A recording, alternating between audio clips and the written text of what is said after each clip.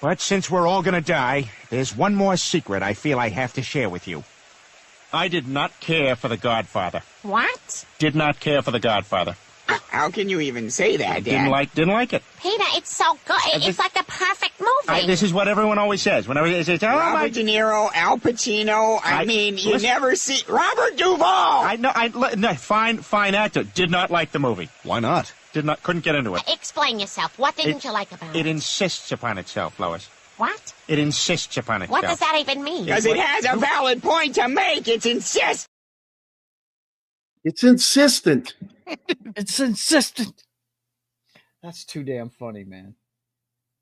I know, and even though I love those two episodes of Family Guy, I love The Godfather. I think it's the amazing thing is it is as perfect a film as I've ever seen, and somehow Godfather 2 was even better. It was even better. Yeah. It's on. I'm in that camp is that too. small list. Yeah, it's a small list of films that were voted better than the original sequels that were better than the originals. Empire Strikes Back is on that list. Yep. I shared them with Anima yesterday. I said every single film on that list.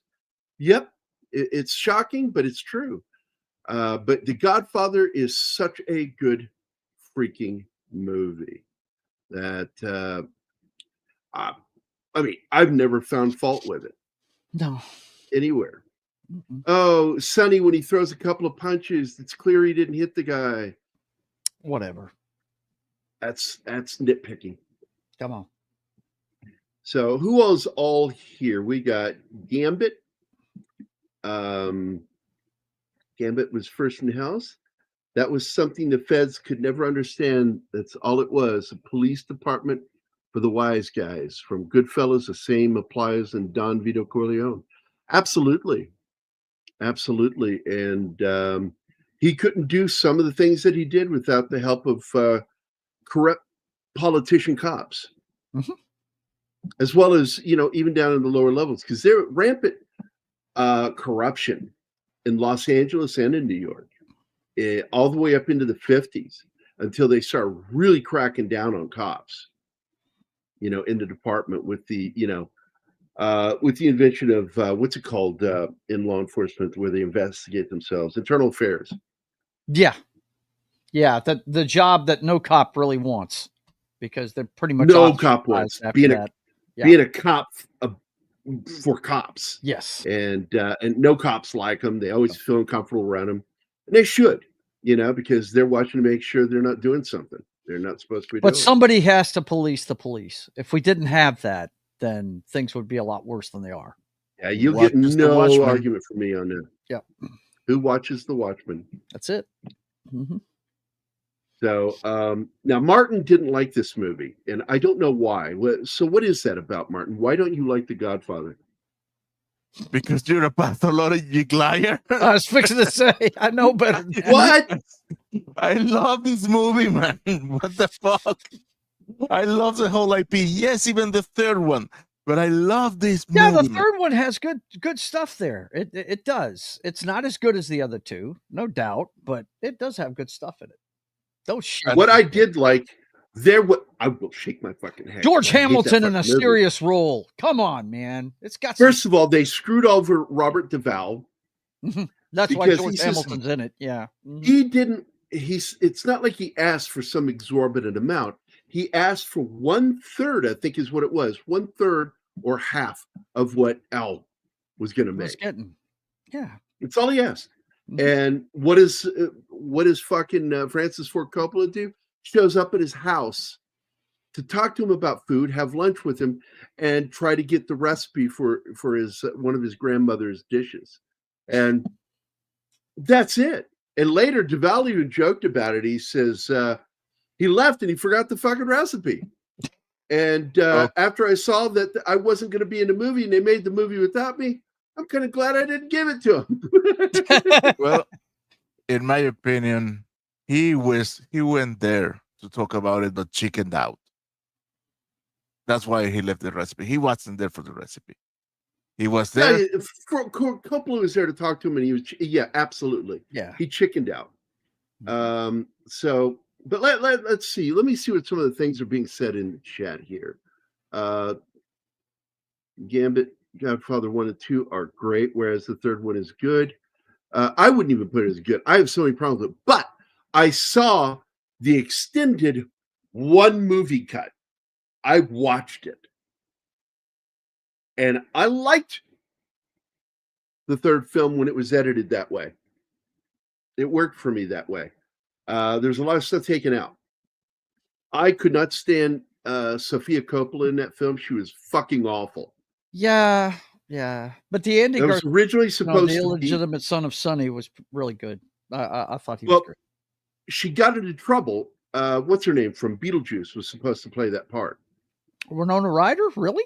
Yeah, Winona Ryder was scheduled to play that part. Okay. She got in legal trouble, shoplifting. Oh, yeah. Okay. And I remember when she did that. Yeah, I forgot about that. It's you know, she's got problems. She admits to it, and she stays on her medication. She does so much better, but she's pretty wackadoodle no matter what. I mean, maybe you've ever seen her in an interview. She's fun, yeah, like bouncing off the wall, fun, like weird, like but fun. Crazy's fun. Not somebody I want to live with. I wouldn't want to live with someone like that. I'd be fucking putting cork on the ends of every fucking sharp object in that house. I'm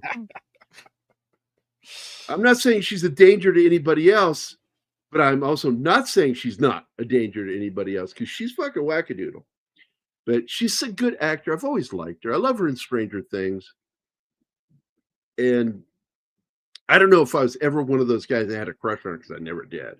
Oh, I know who I. Oh, I did. I know who I I had a still- crush on back in the day, and her name was Kathy Ireland, and it made this girl not like me. It was so funny when Jason Pankoki. I'm trying to get him on the show. He knows so much about movies. He's one of my movie buddies, and I've been friends with this guy for 34 years. 34 years. This guy is just one of my favorite human beings, a ginger. I know he has no soul, but I love him just the same. And he had his girlfriend there, a cute little blonde girl. She's in the passenger seat, and they're talking about, well, when I die, I want to blah, blah, blah, blah, blah. And his girlfriend says, well, when I die, I want to blah, blah, blah, blah, blah. And I'm like, okay. I've already got an idea in my head what I'm about to say because I'm the guy that says something you shouldn't ever say in public. It's like, that's my thing. I say things that it's like, what the fuck is wrong with you? So this girl's sitting next to me. We're on that date.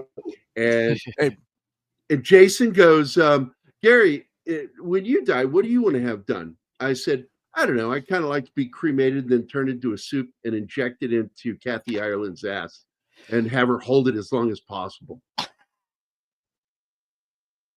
Okay, I broke Joe.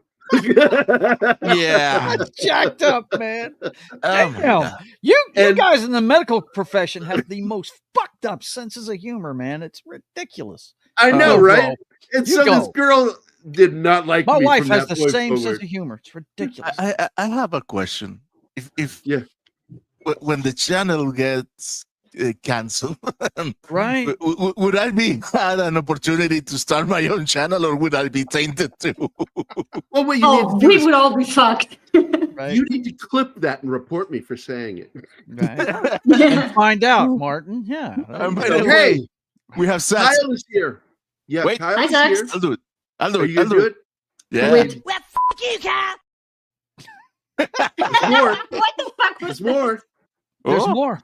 But wait. Fuck you, Kyle. You're a piece of shit. Oh my! That's great. Excellent. I Now made Zach those has just today 5 for Martin to videos. play. Jesus. Does he deserve that? 5 fucking videos for being too cool So- to hang out with us? Yeah, I know, right? So I will be on Kyle's show this afternoon. Well, this evening. I'm probably gonna take a nap before I What's do. Good because, Wednesday, you mean? I don't. Yeah. I don't know who's gonna be on it. Yeah, What's Good Wednesday? They're gonna be talking about movies like Blair and such, and he invited me to join him. I'm like, yeah, man, I'll fucking join you. I love you guys. Matt's been on there a lot lately. He's back to streaming.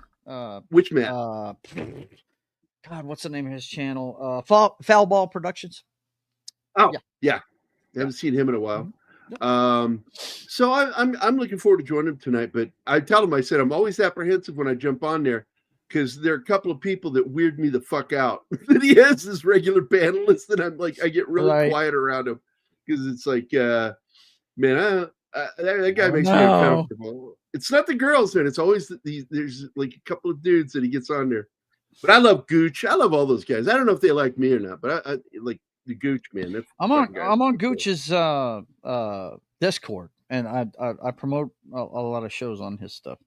Shout out to Gooch. He's great. Because my assumption is when I hang out with people, they probably don't like me, which is why I'm so provocative and kind of like saying things to them. I'll bring them into it and start fucking around because I'm assuming that they don't like me, and my natural reaction is, "Uh-oh, there you go." I forgot to start the camera before I switched. Oops. I'm good. So let's get back to this movie here because, Gambit's already doing it. There was, I believe, the 53rd anniversary of this film in March. You are correct. You're correctamundo. Some time ago, I met a very young girl wearing a T-shirt with that black and white famous Godfather image on it. It said, "You are a Bambino fan." Brando. I would say, Brando fan. You are a Brando. You a Brando? I would just say, "You a Brando fan?" She responded, "Who?" That's good. I like that, Tom. So you said that, and she didn't know what the fuck you're talking about, just wearing a shirt because it's what was there.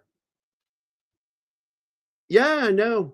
That's why you see so many people walking around with Che Guevara's head on their fucking purses and shirts and hats. And I'm like, he killed children, right? Murdered them. He actually shot women and children himself because they weren't communists. So awesome. That's awesome. You like that. Wow. Intense. It is. Slasher Fred is here too, by the way. You've just made us an offer we can't refuse. There you go. There you go. Oh, I like this one. Yeah. And there's a neat little story about that in the fact that they rehearsed with a prosthetic head in the bed. And when they went to shoot it, they didn't tell him that they had gone out and bought there was a dog food factory, and they bought a fresh horse head from them because you didn't know that. They slaughter horses and use them for dog food. I'm hoping that we're curbing that in the U.S. I know that still happens in Texas, and there are people in Texas that actually consume horse meat, and I'm like, man, not cool, not cool. What?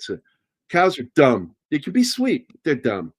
I don't mind eating those, but God damn it, you don't fuck with a horse, man. Don't do that. So anyway, the corrupt sinner acting so high and mighty until he's caught with the dead prostitute. You didn't finish the story, Gary. You're so ADD. He is. Yeah. The actor didn't know that they replaced the head. So this. Yeah, they replaced the head with the real head. The look of terror on his face is real. Wow. Because he was not expecting a fucking real horse head. It's kind of like the chest burster in Alien. They didn't tell him what was coming. Yeah. Wow. That's cool. By the way, hi Snorty. Hello. Hi Tom. Hi Slasher Fred. Hi Gambit. Hey, John is here. My good buddy John. May Gary and Aaron child be a masculine child. Hey, look, man, I'm pushing for it. She's like, no, I don't think I've had to do it. Children down. I'm like, I will. Bro, I will that's for young people. I will. Come on. Yeah. I will roll around in a wheelchair. Go, come here, boy. Come here. Get over here. I have a buddy that had his first child. Okay. I'll butt in. I give in. I give in. I'll try to go live in the States so you can have the child and I can raise it.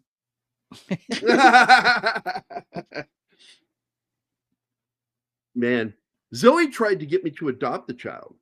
She's like, I can help you, Dad. I can help you. And I'm like, no, I'm not doing that. No. I want to. Enough. I want to. My wife, she's not into that again. I would like to. I mean, all the girls are adults now. They have I still only have one in the house. The other three are making up their lives, and I'm feeling like, but I'm a dad. I want to continue being a dad. Yeah. By the way, I think what makes The Godfather classic is how it mostly focused on its villains. Well, that's all it does. I mean, it's a story about them, and there are villains to the villains, and so you end up kind of pulling for Michael and his family, and it's like you care about them when they die. It's like it's really wild what they pulled off. And the amazing thing is, Francis Ford Coppola didn't want that. He wanted you to detest these people, and he made them compelling. Yes, despite what Peter Griffin says. He humanized them because when they are between themselves, when they are not blowing people apart, they are human people. They love their families. It's. I mean that is so ingrained into our genetic makeup, being sympathetic to people who is sympathetic to their group. That if you show someone being lovely to their family, it's really hard to feel bad, to hate them. Yeah, I'm not going to argue with it. And by the way, Frank Costello is the inspiration for the way Don Corleone talks. That was all Brando. He listened to recordings, watched film and video of Frank Costello, a famous mobster, and he imitated him. And so that is pretty much a spot-on impression of Frank Costello when you hear Don Corleone talk. Wow. That's cool. There we go. We actually, I got us to the end of it. Look at that. Boom. All right. So Tom thinks that, my joking around gets the show to start to fall in. I saw him say something. There is it. I saw something he said. Where did it go?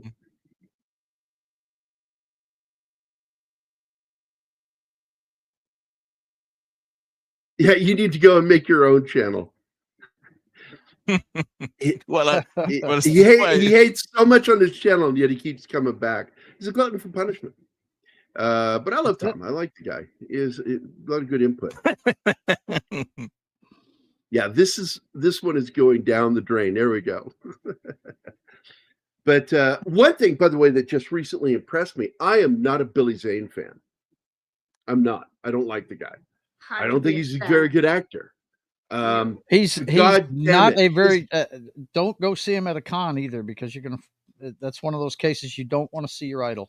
You really don't. Oh yeah, he was a jerk to us at the con. He was. I'm not surprised to hear that. I think he's a jerk in real life.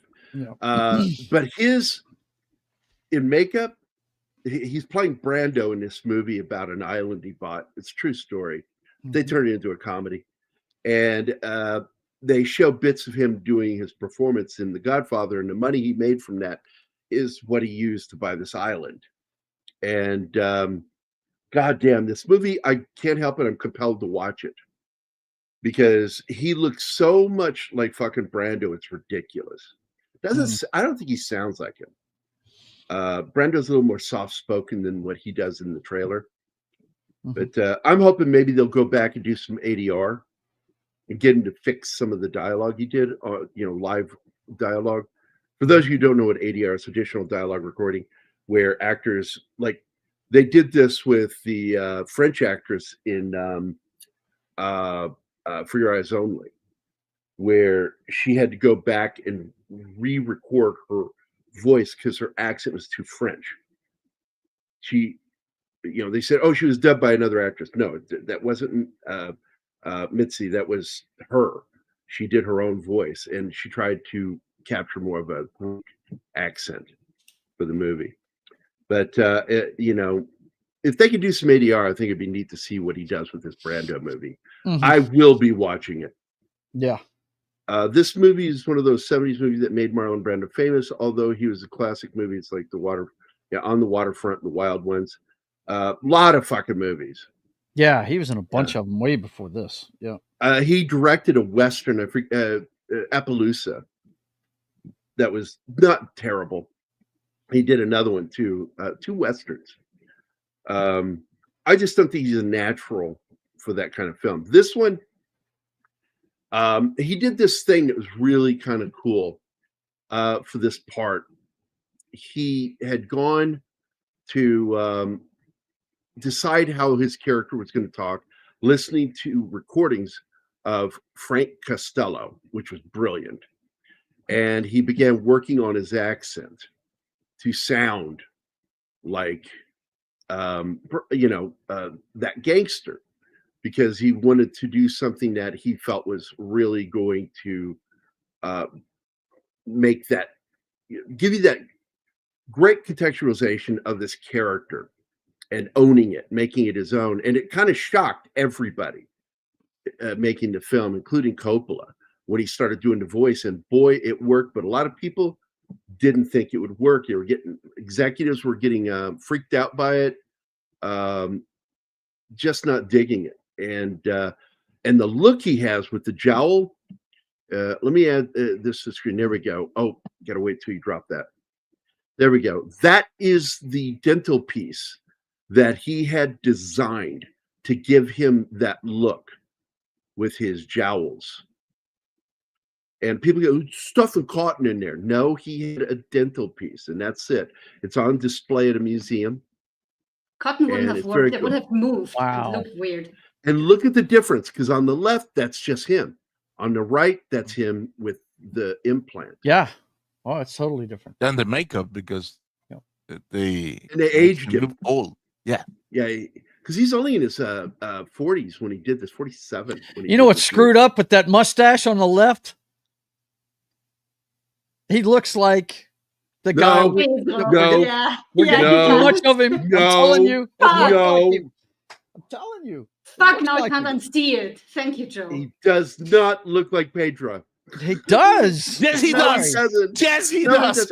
Fuck you guys. Better looking version of Pedro. You're just mad because you can't unsee it now. That's why you're mad. Okay, I have to pause it here because this kitten. I already paused is a stray. That's a stray that just wandered onto the set and hopped on his lap, and he started loving on it, and you can hear her. Coppola is the one that brought it in. He admitted to being the one that brought the cat in, and he put it on his lap. I was unaware of that until I was reading something last night that he put that on his lap. And guess Brando they watched from Russia with is an animal lover. He loves animals. So he was an brought activist. pussy to Brando? Yeah, he brought. And I love this, and it hit once again. Coppola fucked up, humanized the character. Yep. Yeah, but that cat is loving it. It's even meowing when he starts petting it. It's so funny. This goes out to my friend Paul. I'm looking at the time, 23 minutes, 30 seconds. I'm going to tell Paul I said this. I love Paul from Heavy Spoilers, okay? In fact, he did not say his name publicly until he did our show. And he came on here and said his real name. And that's when he started using his real name on Heavy Spoilers, after he just said, I'm going to stop using that nickname that he went by. And I'm like so happy that he did that. But Paul did a video about this, okay? It's about a 55 minute video, and it's so good. But I sat there and Anima watched me getting frustrated with him. I'm like, no, that is wrong. I got frustrated too. And part of it is he says he put cotton in his mouth. I went, no, he didn't. But then he corrects it later and said that he had an implant. And I went, there, was not fucking cotton. And what was the other thing that pissed me off? What was it, Anima? Tell me. A certain singer that in his opinion is so not related to this one. He so is. Oh, yeah, he says, in no way that was not Frank Sinatra. And I went, the fuck it wasn't. And he makes a point multiple times throughout that movie. Not only Puzo talked about it, he had an actual confrontation with Frank Sinatra in an LA restaurant. Well, Sinatra confronted him. And he was sat there and he's eating his meal, just listening to him, ranting at him. And he said he raised his voice, but he never cussed at me. And I like this story a lot because in another interview, Mario Puzo said, I'm thinking to myself, like, what's he going to do? He's Northern Italian. I'm Southern Italian. And he's just like, did that gesture. And I'm like, yeah, it says it all. That says it all right there. Like Frank's blonde haired, blue eyed. And, while Mario Puzo is Southern Italian, olive skin, dark eyes, dark hair. Oh, not Paulie, DC. I'm talking about Paul. I love Paulie. I love Paul too. Paul's a good dude from Heavy Spoilers. And Paul is so full of crap on this, and his video is wrong on some of the things he said. That absolutely was partially based on Frank Sinatra. And it was in reference to the movie From Here to Eternity. But the fact is, the incident with the horse head, that's not what happened. People talk to people, and he got the job as Maggio, the trumpet player, bugle player, in From Here to Eternity. It's a good movie.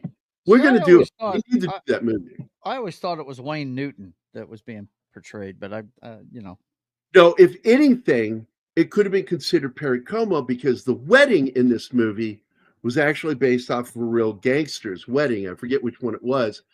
And Perry Como sang at the wedding. So there's a little bit of that. But the fact is, the shit with the movie and all of that, that is absolutely referencing Frank Sinatra and From Here to Eternity. Wow. And he had been passed. You'll see disputes on that.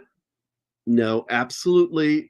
I've read historical books on Hollywood from legit journalists that said, yeah, he was passed over because he was a singer.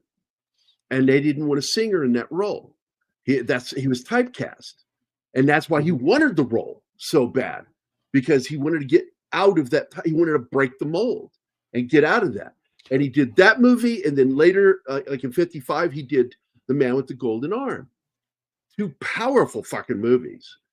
This one, From Here to Eternity, not this movie.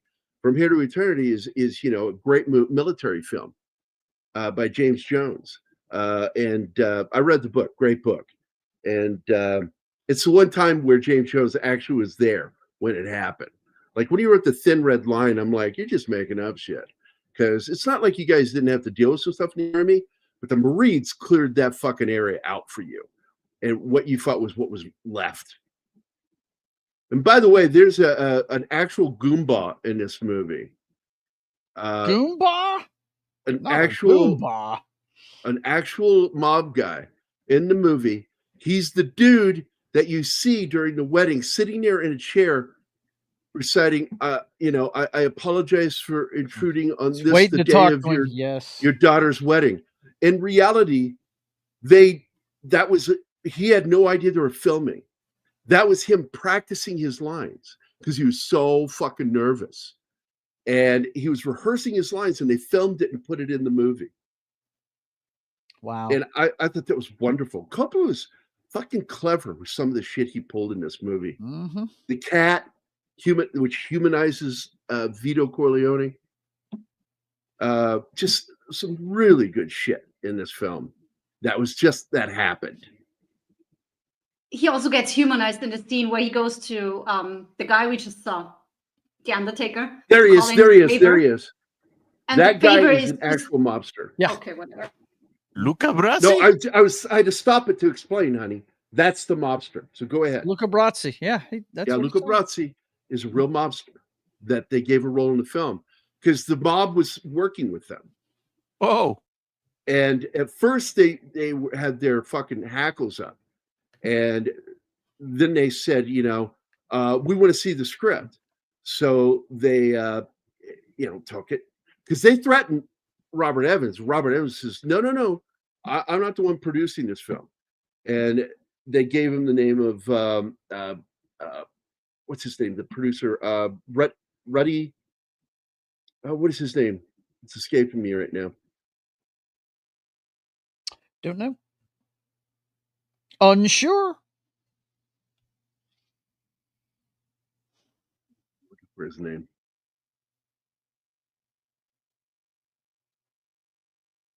Something Ruddy. Anyway, he was the guy that was in charge. Yeah, here it is. Albert Ruddy. Al Ruddy. And he ended up having to go there, and he brought a script with him, and nobody wanted to fucking read it. They're like, hey, you'll read it. Yeah, you read it, you know. And finally, they said, the only thing we ask is that you don't use the word mafia in the movie. And it's like, well, they don't. It's like it was already not in the script. They used other words.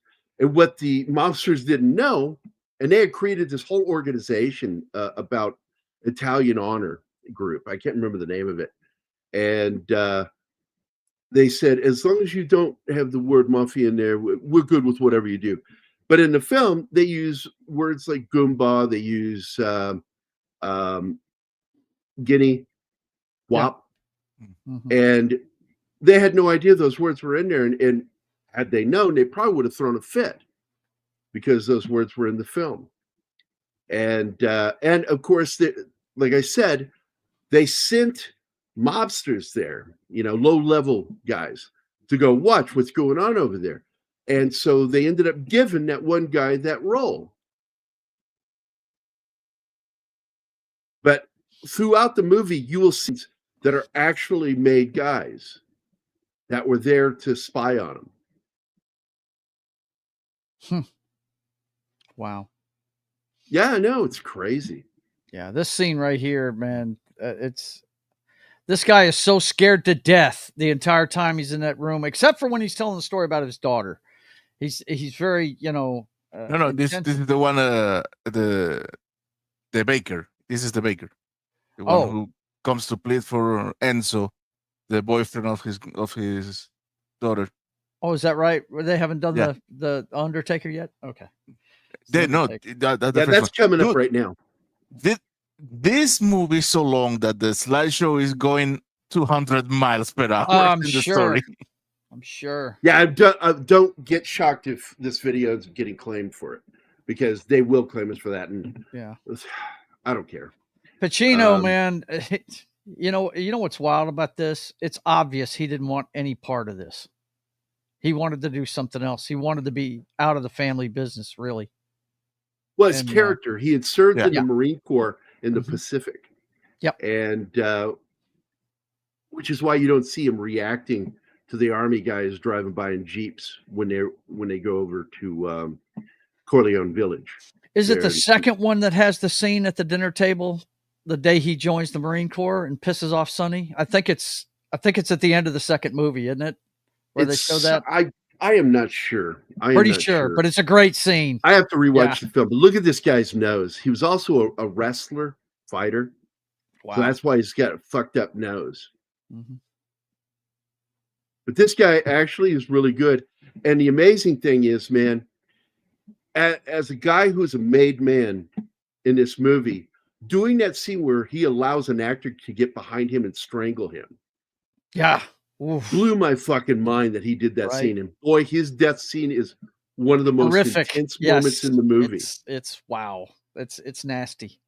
But his name is Lenny Montagna, and he plays the part of Luca Brasi. And he's been in a lot of fucking movies, man. This is what they said. You know, Coppola talked about it. You know, he says, some of these guys got Hollywood eyes, man. And they're like, man, I'm going to leave the mob. I'm going to go work in Hollywood. And in real life, there is a guy who did that. Do you know who it is? Benny Bugsy Siegel. And that's who Mo Green is in this movie. He pissed off the mob. And so they shot him through a window while he was in his living room watching a movie. He had a projector going, watching a movie. And they came up to the window and shot him through the window. Yeah, this guy's for real singing, and you see his false teeth come out while he's singing. Yes. He got to put it back up. It's funny as hell.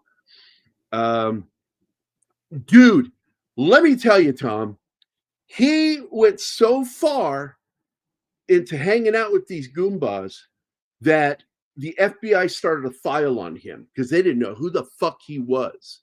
They didn't know he was an actor. They thought he was a low-level guy trying to build his way up. I'm not shitting you.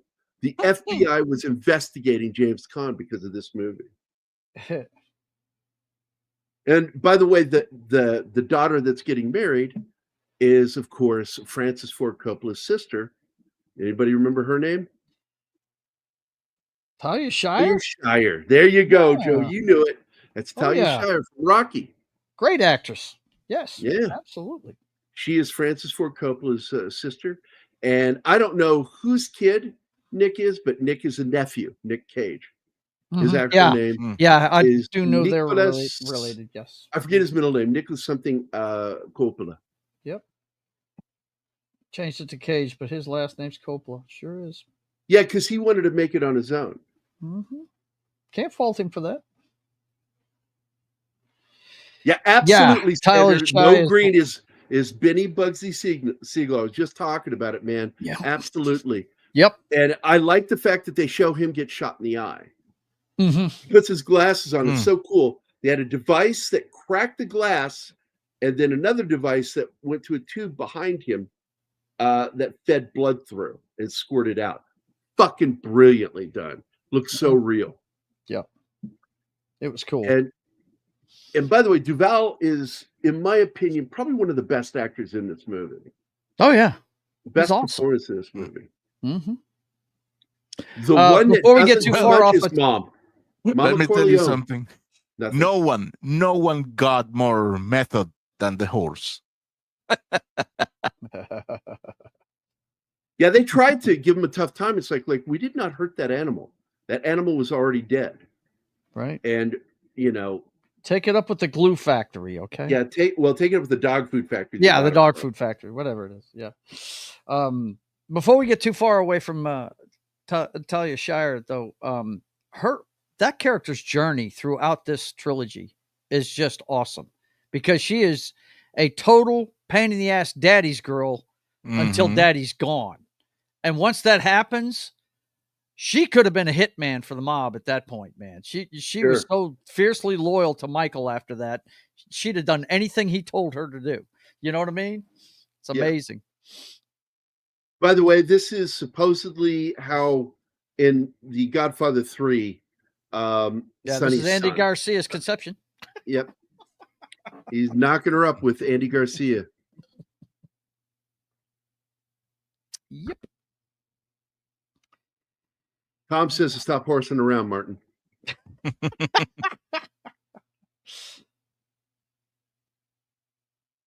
He died in 2005, huh? I didn't know that. Who is that? Helen Place was talking about Brando's sister, Jocelyn Brando, died in 2005. Okay. That's sad. Here.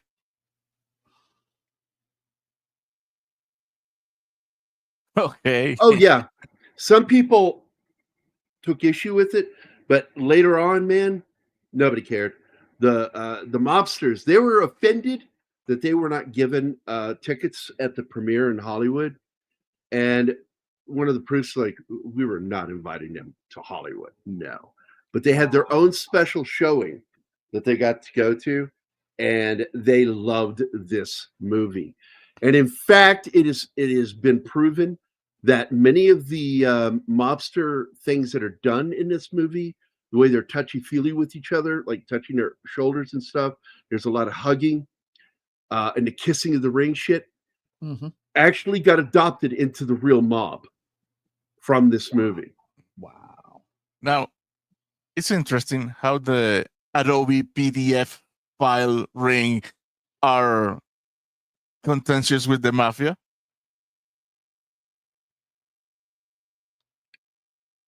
Okay, I want you to say that whole thing again as a sentence, because I did not get what you were saying. Those Hollywood people said, "Oh, we're not getting the mafia into Hollywood. We were not inviting them for the premiere." Yeah, the PDF file ring getting squirmish. Yes, getting squirmish with the mafia. Yeah. Okay, other thing I love about this movie, you guys tell me, the fucking cars. Oh, beautiful. Oh, yeah. No doubt. Anima was so shocked that they had an English car in Italy.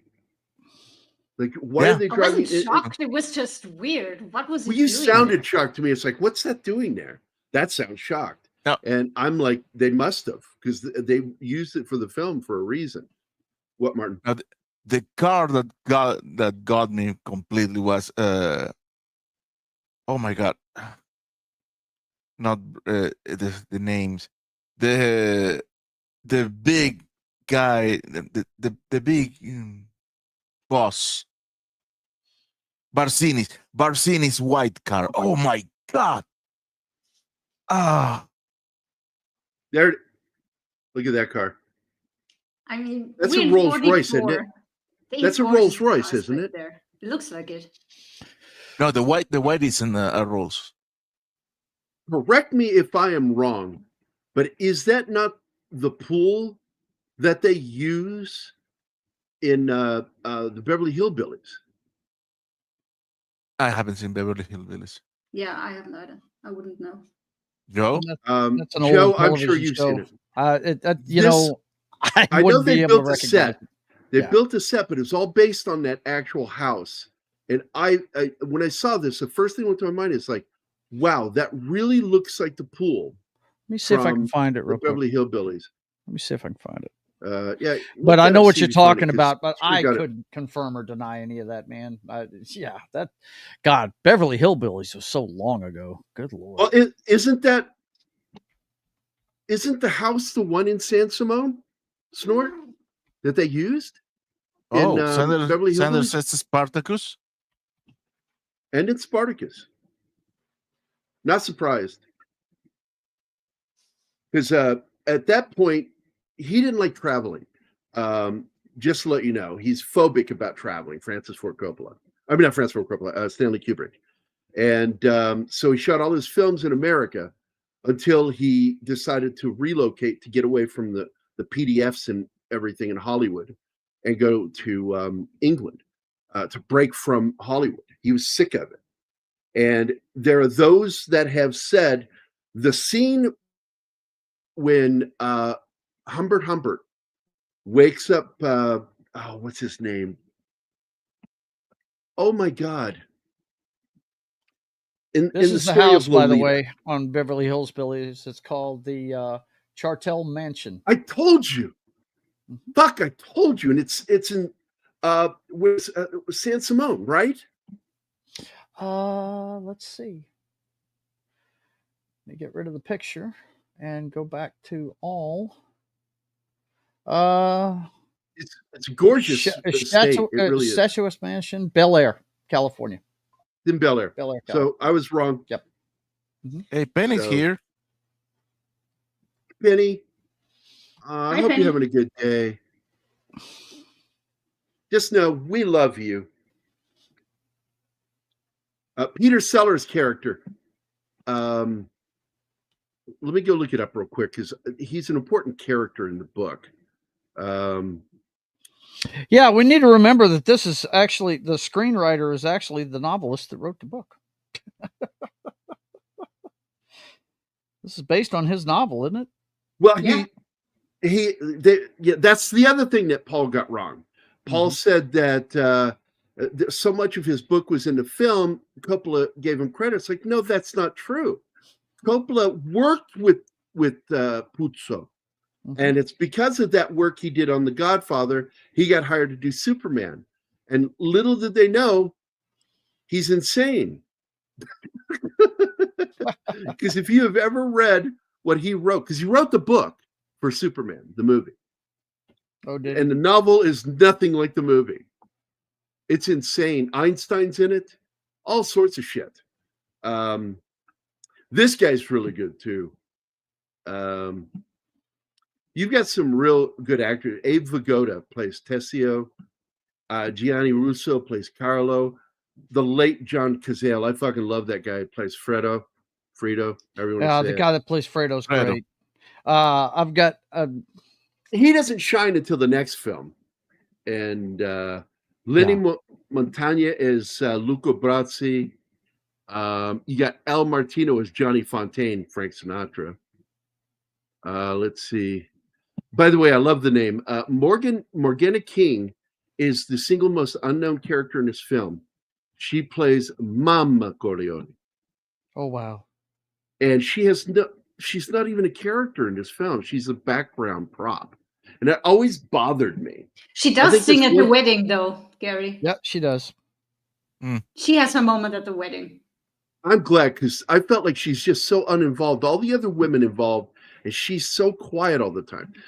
Alex Rocco, who worked with my friend Frank LaLoggia in the Lady in White, plays Mo Green. And Mo Green's a small part in this film, but it's fucking important because that's the tie into Vegas Benny right there, baby. Benny Bugsy Siegel, because he got Hollywood. He left Vegas and went to Hollywood and started banging an actress and thought he was gonna, he was close friends with like actors like George Rapp, and but he pissed off the mob, man, and they put a hit out on him and shot him through his window. And in this one, they have him having a massage when they do it, and I kind of like it because it's basically the Night of the Long Knives. I don't know if you guys caught that. That's what that is. That's the Night of the Long Knives in this story. And I fucking love that. By the way, I love this. A lot of people don't catch that he puts the bulletproof vest on, go get choked to death, and have a knife put through his hand so he can't get his gun. He's got a gun, and they put the knife through his hand to keep him from grabbing it. And then they send it to the Corleones to it's paper wrapped with something dark and the dead fish in it. And the dark thing is his bulletproof vest. Yep. And they're like, Luca Brasi swims with the fishes. I'm like, that's one of my favorite moments of this movie. Yeah, because Sonny, when he opens it, he's like, what the fuck is this? And then somebody explains to him what it is. Yeah. They don't just kill him like that because they are brutal. They know he probably has a vest on. He's so there's dangerous. no point shooting him. That's why there's 3 guys doing it, because he's that big and that dangerous. And they knew they had to keep his hand pinned. So that's why they did everything they did. This is the scene right here. This is a fucking scene. The goofy thing, though, is when he slips to the floor, you can see his hand not being pinned, but grabbing to hold onto the table because it was pinned there. But you can clearly see him grabbing for the table. I think this was a silly move or a mistake from Don Vito to give that assignment to Luca Brasi. Everybody knows that Luca Brasi is never turning on Don Vito. Yep.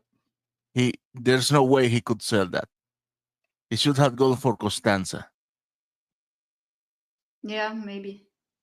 The actor who played him was so nervous because Marlon Brando, hello. So they filmed him rehearsing his lines and then ended up using it in the movie. And if did you guys notice how little Brando is actually in this movie? Yeah, he's not in it very long at all. Yeah, it's like he's in spurts and then he dies at the end, And the death scene is so heart-wrenching when you watch it because he's there with his grandson, just playing with his grandson. That's what I wanted to say earlier. What's that? Because about humanizing him with the cat and that it was a mistake. You get a couple other scenes where he's really a human being, like when he goes to the Undertaker to ask for his favor, and the favor just is to restore his son so his mother could look at him. And he almost cries, saying, look at how they butchered my child. And then, of course, the scene with the grandson where he's playing with him and then ends up having a massive coronary. Absolutely. And, and I said it when we watched that scene. That scene gets me so emotional. Oh, yeah.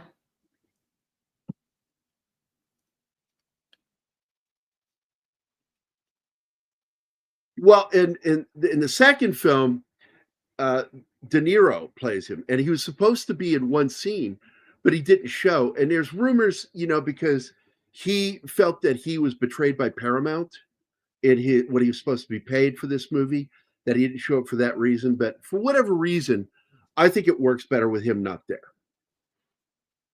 The movie, because in that one, you get to see the side-by-side story of the father when he's young, the son Now the Godfather. You get to see this thing. I love that film. It's I consider it you know, and it's not just me. I consider it superior to this film, but that's not a diss on this film. This film is fucking nearly not perfect. at all. I like the second one better too, but I cannot find any flaw in this film. There's nothing wrong with this. Are you kidding me? And I'm so impressed. You know, when he goes to the hospital, by the way, after his dad gets shot, George Lucas had a big part in this movie that nobody knows. All the newspaper scenes, when the newspaper flies or you see the printing, all that shit, that's George Lucas doing second unit. Gets no credit for it. Also, he's the one who told, because I forget sometimes that he's actually a pretty good editor. Because he did such a terrible job with Star Wars. And he had to have editors go in there, other editors go in and fix it. Yeah.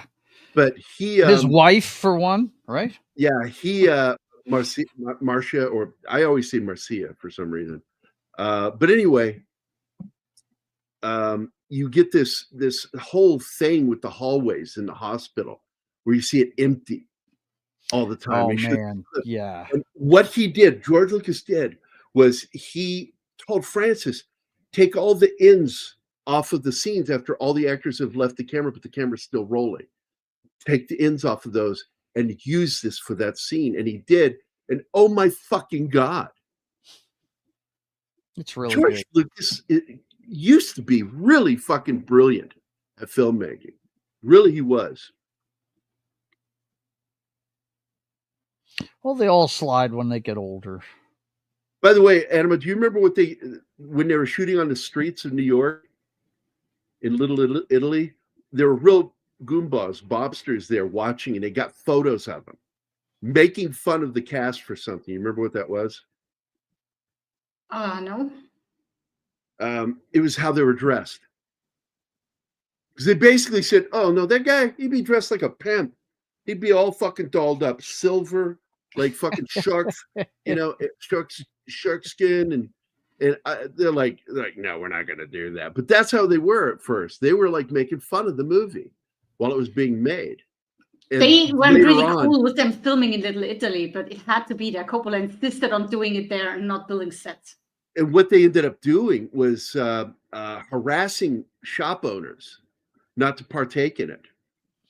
And so they wouldn't help. And it was really tough on them to make this film. But then the mob jumped on board going, hey, okay, we'll sign off on this. We'll leave you guys alone. I think they realized that they were not painting the mafia in a bad light because they aren't, I mean, they do questionable things, but it's not like they're monsters. They just have a different way of creating an income, but they do have consciences. It goes to that single line when Michael comes back from Sicily. You know, he comes back and he's lost his wife and he's here for a year. And he runs into Kay. Unintentionally runs into Kay, exactly. And played brilliantly by Diane Keaton, by the way. She's really good in this part. She is clearly a character out of her fucking element. And so he sees Kay and he says, I still love you and I want you to be my wife. And she says, but your family, you always said you weren't going to do that because they killed people. And nobody does that. He says, you know, you served your country, you know, and all that stuff. And he goes, you don't think senators and presidents don't have people killed? And I'm like, you're so fucking right. Yeah. You know, it's the same fucking thing. They do the same thing. She's a bit naive, I think. Yes, she is. Yeah, her character is. She's out of, I think, because I think Paul, I believe, misunderstands what happened here because he said something that she's fallen for it. You know, she's so used. There it is. Swims with the fishes, or sleeps with the fishes. Sleeps with the fishes. Yeah, when he is told her, lies to her, and she's so relieved that he had nothing to do with his husband's death. This is another great scene. And by the way, this dude here improvised after they kill him, hey, don't get rid of the bread. Keep the bread. That was leave the gun, keep the cannoli. That was Yeah. ad lib. Yeah. Leave the gun, keep the cannoli. Yeah, leave the gun, keep the cannoli. And some of the shots here, I'm a member of a Facebook group, that goes to locations. They found this location, they filmed it, or took photos of it to compare. It was great. I love it that they found this exact spot where they parked. Wow. Really? Absolutely. I love that movie. Sure, they got some things wrong, but that is a really good show. And we're going to watch it. We're going to talk about it. We will do an entire episode on that. I don't know if we'll do a full slideshow, Martin, because I just don't think you can do that. Oh, but yes, I can do. For the entire series, I don't know, man. Well, I have made it so in the past, even the one from Department Q that is still waiting, and I need to do Department Q. Yeah, because it is such a good fucking series. It's a 10-part movie. It's a movie about the making of this film, and they got so much of it right. They shined down with some other stuff, but it was really funny. No, I'm just going to the hospital. This is so funny when he's getting into it with the recipe for the pasta sauce. This is so Italian to get completely like geeking out about cooking. It's such an Italian thing to do. Facebook has its value. Here's why I use it, Tom. That's how I keep in contact with my loved ones. Me too. That's exactly what I don't post very much there, except in the group. The Facebook group that we have, I do a lot of posting in there. I advertise for shows on there, but yeah. Because I made you, right? I made a lot of you guys, all my friends, members. And by the way, you are now on the Wednesday thumbnails from this point forward. Oh, well, thank you. Thank you so much. Yeah. I appreciate it. By the way, on Mondays, the new thumbnail for Dale Dye is going to be here Monday to talk about the movie The Beast of War. And we're going to go do a deep dive into that film and the making of it. And I'm so delighted that Dale didn't just want to, he wants to be on the show to talk about this movie. Yeah. Because I've worked for him as of next year, 20 fucking years. He's been my boss. And I've had a really great relationship with him and Julia, his wife. They're just wonderful fucking people. And so he's going to be joining us Monday to talk about the war, the Beast of War, which originally called The Beast. Martin's going to talk about that, the changing of the name from The Beast to, because I think people were misconstruing the movie about like a monster or something. So they added of war to it. I think that's the logical reason why they did it. Yes, he will be here on Monday. And I think you wanted to mention another thing, speaking of thumbnails, because we have Pope on the Monday one now. Well, that's one of the reasons why I brought it up. And so I'm going to show right now, let me pull it up real quick. The Military Monday now finally has Pope. And I told Pope, and you guys have to let me know if I did fair on this, to make sure he didn't look too gay. Oh my God. In the meanwhile, look at the slide. It looks like the nurses checking out Michael's butt. Right? Oh yeah. Getting an eyeful. Getting an eyeful. This is a great scene, by the way. It's one of my favorite scenes in this movie. There Gary is told Pope that he tried to not make him look gay, and you know what his answer was? You gotta work with what you have. There it is. So that's the new thumbnail for next week, and we're going to use that the template for this thumbnail from this point forward. Dale loved it. He's super excited about coming on the show, and I like the fact that I'm listing the military guys on the show and our little non-military friends. There you go. That's cool. I like it. But Pope was like, he liked it too. He really liked it, but he says, "Oh, you made me not look too gay." But what happened with that is when he sent me the photo, it cut off right about 5 inches under his chin.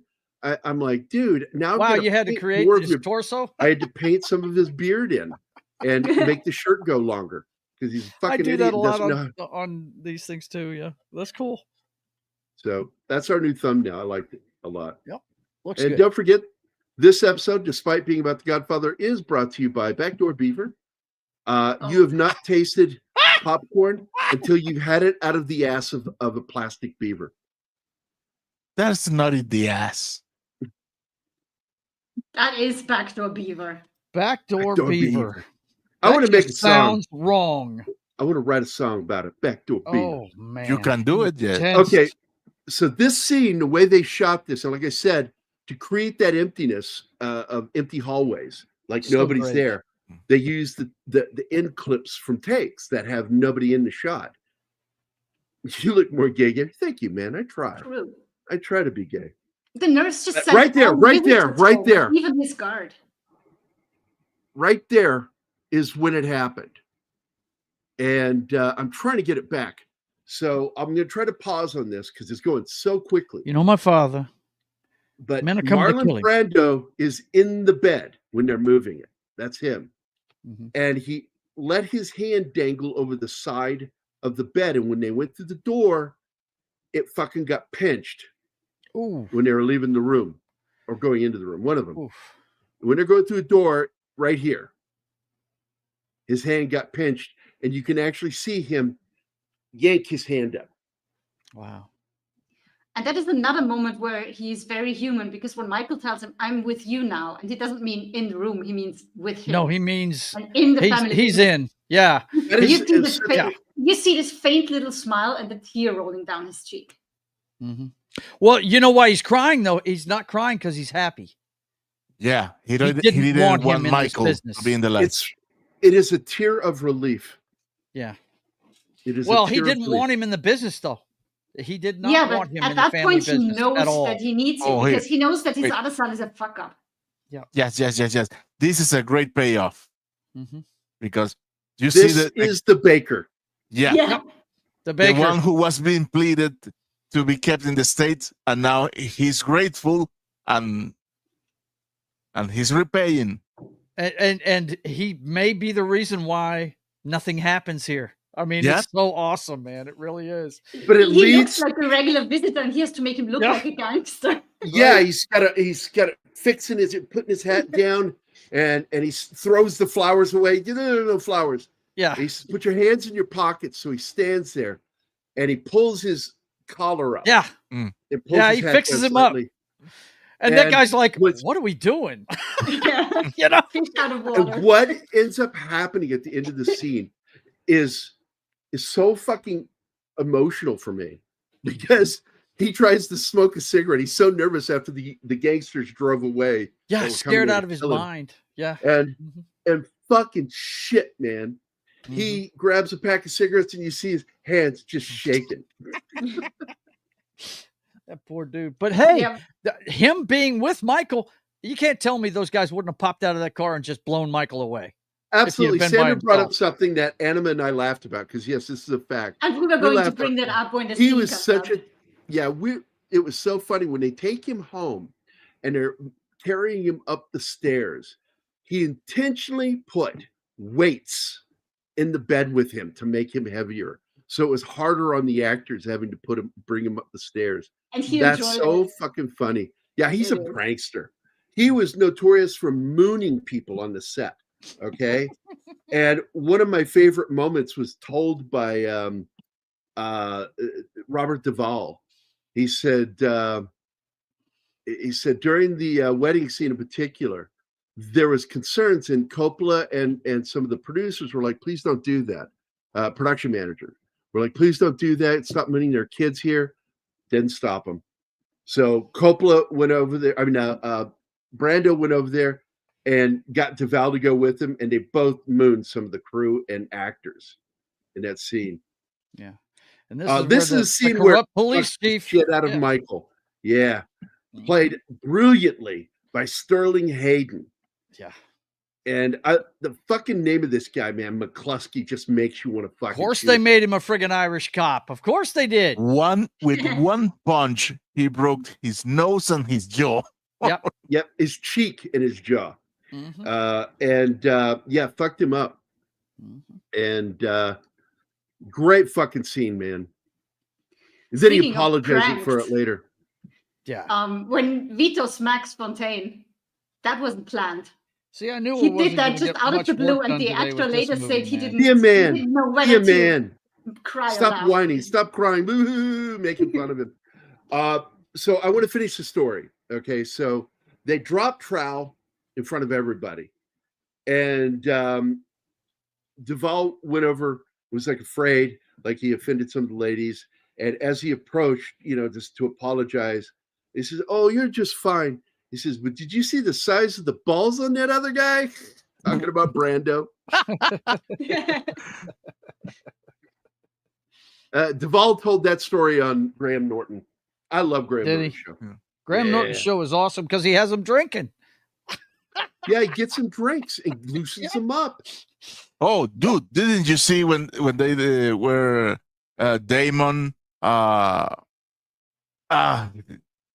fake Batman, and the other guy that they were Ben talking Affleck. about they were promoting their World War II movie, Saving Art during the World War II, the Monument Men. Monument Men. Yeah, and those three, they went into the show bust, but during the show they got whacked. Hey, Sander, I think you need to get your caps lock unstuck. No, he likes doing that. That's his way. That's his way, man. That's just his way. Yeah, but the comments take too much space on screen when are in caps lock. I know, but in reality, that's what killed him. Is his drinking. Sterling Hayden, great fucking actor. He's also another film I want us to do. Fuck, man, great movie. Give me a second. I'll remember the name of it. It's The Long Goodbye. The Long Goodbye, which I've talked about with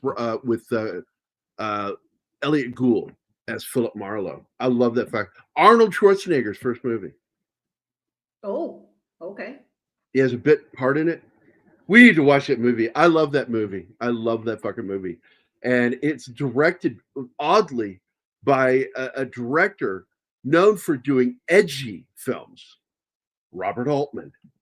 MASH. Oh, yeah, Robert Altman was Player. different. Jeez, man, that guy makes just these movies that I fucking love Robert Altman. I just do. Uh-oh, Sander got his thing, Martin. Yes, I'm trying to. I so vehemently hate this scenes things. Well, scenes thing. Where is the Bakalaka? Gary, did you delete it? No. I would never delete that video. I fucking love that video. Probably in the wrong. Yeah, there it is. I've got 5 terrace going southeast on Bakalakadaka Street. Where? You're just in the wrong studio. It's right in the middle, about 5th down. Oh, you move it out of place. I didn't move it. I swear to God, never moved it. They fucked with Al Pacino, by the way, because they put the gun behind the water tank in the toilet, but they put it up way higher than they said they would. And While they're filming the scene, he started freaking out. Yeah. Yep. So that stress and anxiety you see on his face is him reacting to that fucking gun not being where it was supposed to be. And another thing that people like to get wrong is he's switching to English because they are talking in a Sicilian dialect that he's not too good at. Got that wrong too. Speak Italian. It is just a trick that he uses when he's in Sicily and pretends to not know Italian, so he gets a chance to overhear anything the people will talk behind his back in Italian. Because when the father speaks to him and says something to him, he responds to it in English. He knew exactly what he said. He knew exactly what he said. He switches to Italian when the deal is settled. Yeah, that dialogue in the restaurant, I just got the first half of it. The first half of it is standard Italian. The second half, they switch. Yeah, that's when I think they went to Sicilian because I got lost. I mean, you hear Pacino say "Como si dice." How do you say that? Yeah. Because he's not that good in that dialect. How could he? Now, he's in New York. I love how Michael did everything wrong as he was learning. He said, "You came out of the bathroom blasting." He didn't. He sits on them. Yeah, he walks right up there with it. Yeah. Mhm. Yeah, And then he barely remembers to drop the gun. He barely remembers yes. that. And he doesn't shoot. It's shoot them twice in the head. He doesn't, and he almost takes the gun with him. Yeah. Well, he Yeah, shoots he's him so- he sufficiently, I would say. And then he does it right in front of the camera perfectly. Just Yeah. lifts his arm up, arcs his hand, and just drops it. Yeah, and in he's a very exaggerated way. Fucking great. he By the did way, I everything consider wrong. that to be one of the best death scenes in a movie. Yeah, that and being shot on the massage table in the eye. That was brilliant. Well, when he shoots, what is his name? Salazzo. When he shoots Salazzo, he's dead. But when he turns and he shoots McCluskey in the throat, Yeah. McCluskey like goes, oh, Right. Like he's trying to fix it. he's twisting because he's in shock. You're in shock when you get shot. He's probably in his mind like, well, what happened? Why can't I breathe? And then he hits him in the head and he goes, and then he just smashes down into the fucking table dead. I was that's so fucking intense, dude. Yeah, it is. Hey, look who's here. Penguin Penguin's girl. here. Hi.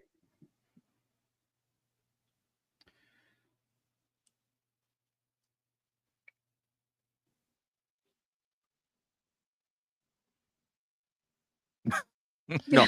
Silence. Wow, what happened? I had my head Why down. and wouldn't nobody they was eat talking. Asian takeaway? Come on. Yeah, that. Now there were some titties in this. I'm hoping that you caught those. Oh. Yeah, me too. I'm hoping. I there's- hope to see Monkey Jeebus and not nipples. No. Oh man, I didn't check. I'm sorry. Oh God, I swear to God. Are From you now fucking on, kidding me? No. Oh my god. Martin, Passed really fast. That's all you got. Martin, I swear from now on, if there's titties in a shot, I'll send you a timestamp. Okay? Yeah. What? Help, I didn't. help a brother out. Again? Thanks a lot, Anima. Appreciate it. Again. I didn't understand you. I said from now on, when there's a titty shot in a movie that we're doing for our show, I'll make a timestamp and I'll send it to you so you know what to look for. Oh, thank you. Absolutely. Thank you. And by the way, because our girl Vinkman's girl is here, this is for you. Human sacrifice, dogs and cats living together, mass hysteria. There you go. That's my house on a regular basis. That was my house until my doggy passed away. One of the other things they got right in in the Offer, the TV miniseries about the making of this movie, was how that one gangster got killed. That was closely related to the Francis Coppola, Puzo, and the producer Ruddy, and that he was in that restaurant and they walked right up to him at the table and shot him.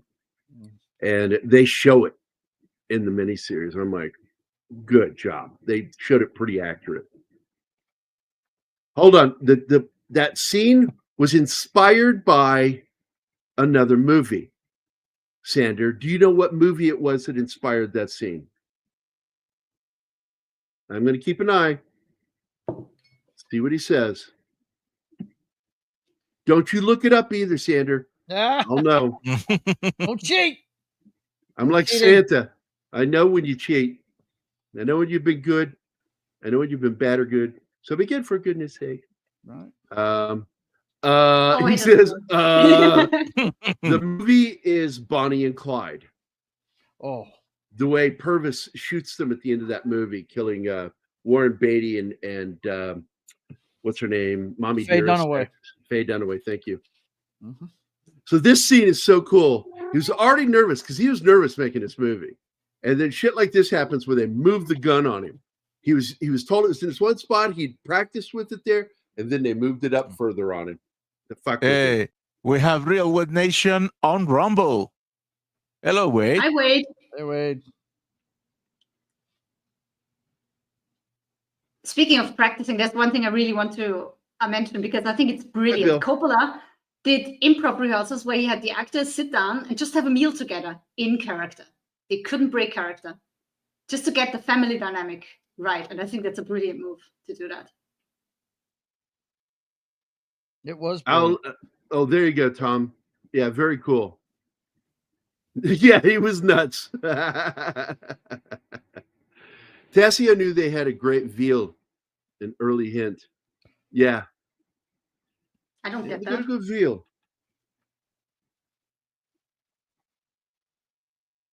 It could have been a hint. But that's a realistic death scene. That is the sort of thing you saw in crime photos, that death. Yeah, no doubt. This We've seen guy's a great bunch in of the those movie. This over the big years. fat dude. I fucking love that dude. By the way, that is Francis Ford Coppola's daddy playing the piano there. What song terrible was piano. he playing? Yeah, I didn't even recognize the song at first. And I went, oh my God, I know that song. Anybody? Mm-mm. Don't know. I didn't pay attention to be honest. To the Stardust. music. Really? The song Stardust is what he's Nice. playing. He's playing it the way Hoagie Carmichael played it, with a little bit of jazz push to it instead of The the piano slowness. is bad, and it hasn't been Oh, it's tuned in like 150 years. Hey. Here's Rocky's boss. Look at him. What? On the piano. The guy Oh, who's yeah. Standing at the piano. Yeah, that's Rocky's boss from Rocky. Huh. And by the way, I thought he was a bad guy at first. Oh, there's an actual crime photo right there. Look at that. They captured those fucking moments. They were realistic. All the newspaper shots were done by George Lucas. They look really great. No, man. A lot of those people cars. don't know that Lucas worked on this film with him because Francis Ford Coppola is his best friend. Oh yeah, they're best friends. Spielberg and he are BFFs very for close life. too. You know, Spielberg too. By the way, that sign was put up multiple times in the film, including the shooting of Sonny. This is the scene with the weights right here. Yeah. Making these guys walk up those stairs, and he had like a bunch of weight put into bed with him to make it hard on him. That was And it's funny. such a narrow staircase. So it's just such an ordeal to move stuff up or down there. I've been there. I've done it multiple times. It sucks. So make it suck even more. What a prankster. Yeah, I'm not surprised to hear that, Papa Coppola, because he came from a family of artists, which is why the arts are so supported within the family. I don't know what to think about Sofia Coppola. I really don't. I try to like her and her work, but she can be really testing. And I don't know if you guys knew about Coppola's son that was in this film too. He is a bit part. I think he was one of the kids in Italy.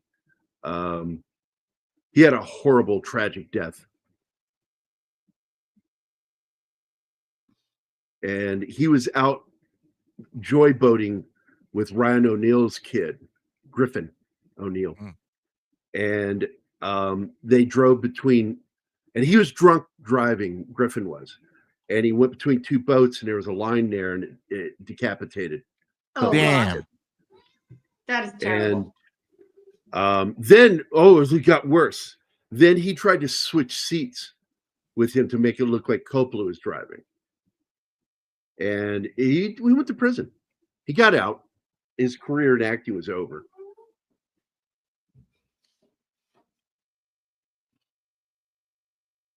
Yeah, I like Sophia. What is that one film I like by her?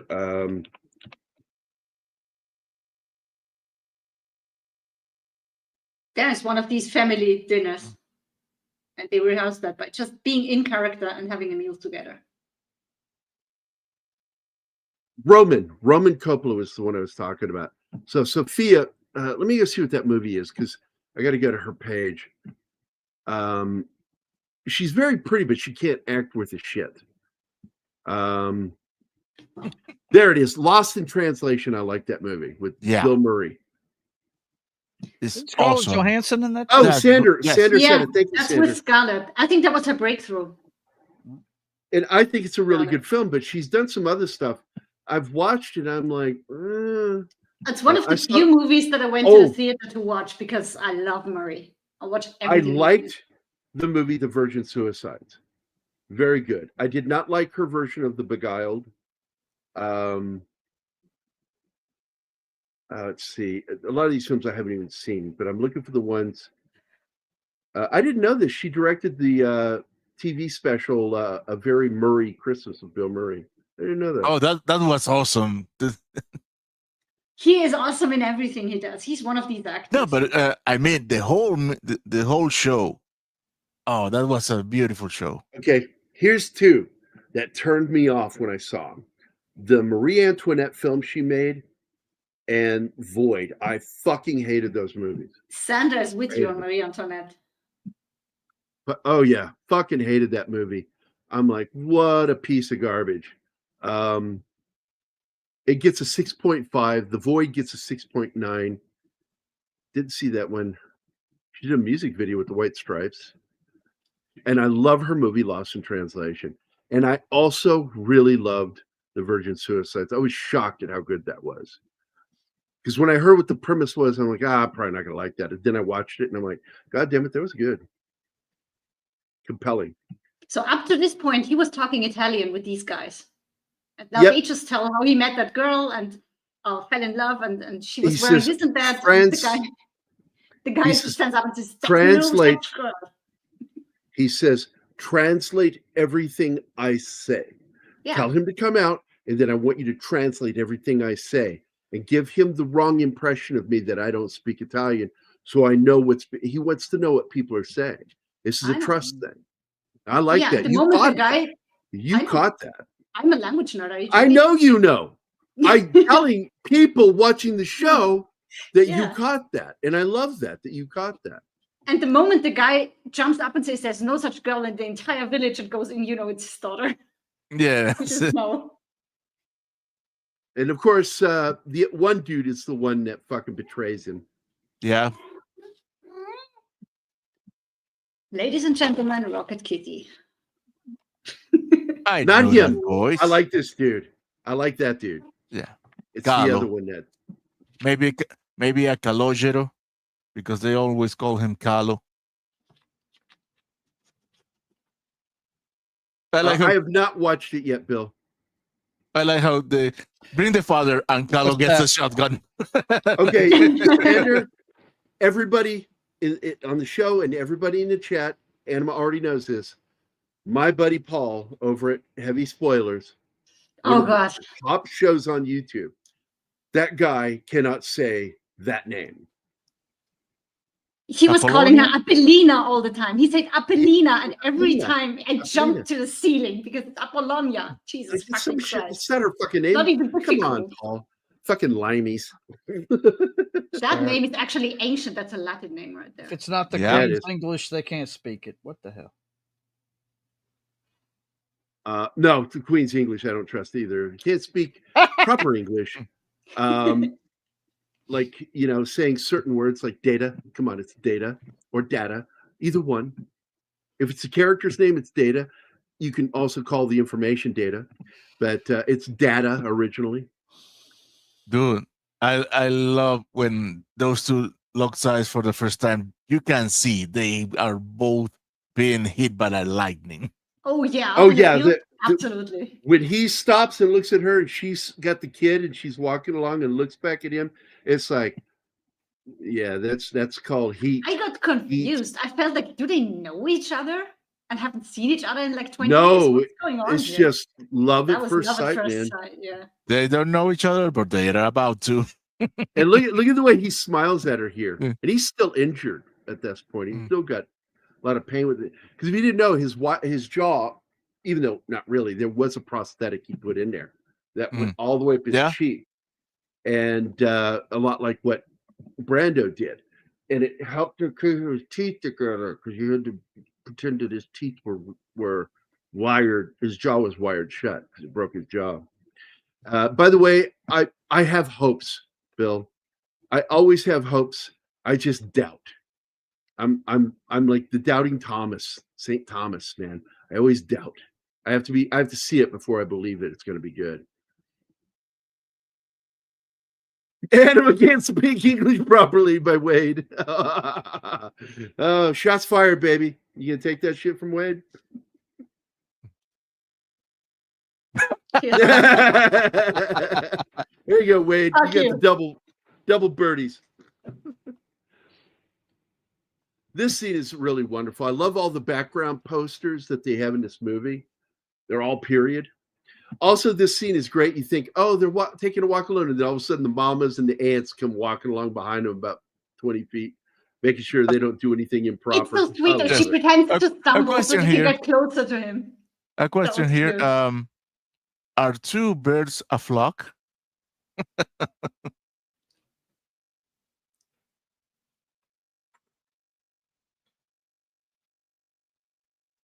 Is it Austrian that anime is?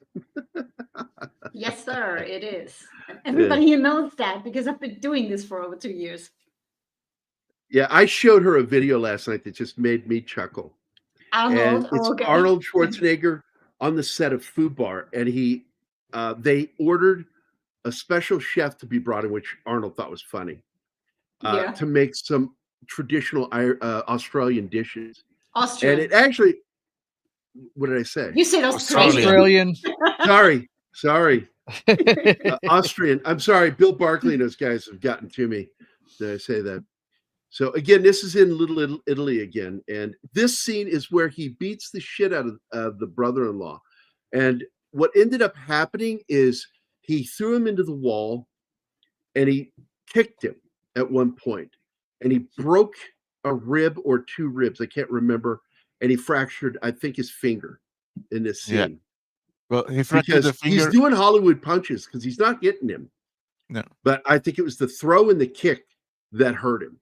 No, you bug me, Gary, with he starting the improvised the story move. and not finishing it. Well, he improvised the thing with the trash can lid. Trash can? Yeah, the trash can was not That part was of it. improv, yeah. That was a real trash can. And I think that is why when he broke the finger was with the trash can lid. I was not aware that 12 Klingons constitute a swarm. Why did you There you bring go, up Mark. Arnold and then not finish the story, Gary? Because you guys started Get out of me talking. when you do that. The guys started talking.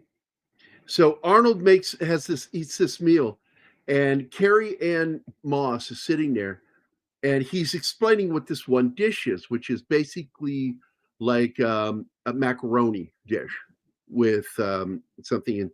And he's saying what it is, and he's talking about how it's one of his favorite things to eat. And then she starts to dig in, and she goes, "What is this?"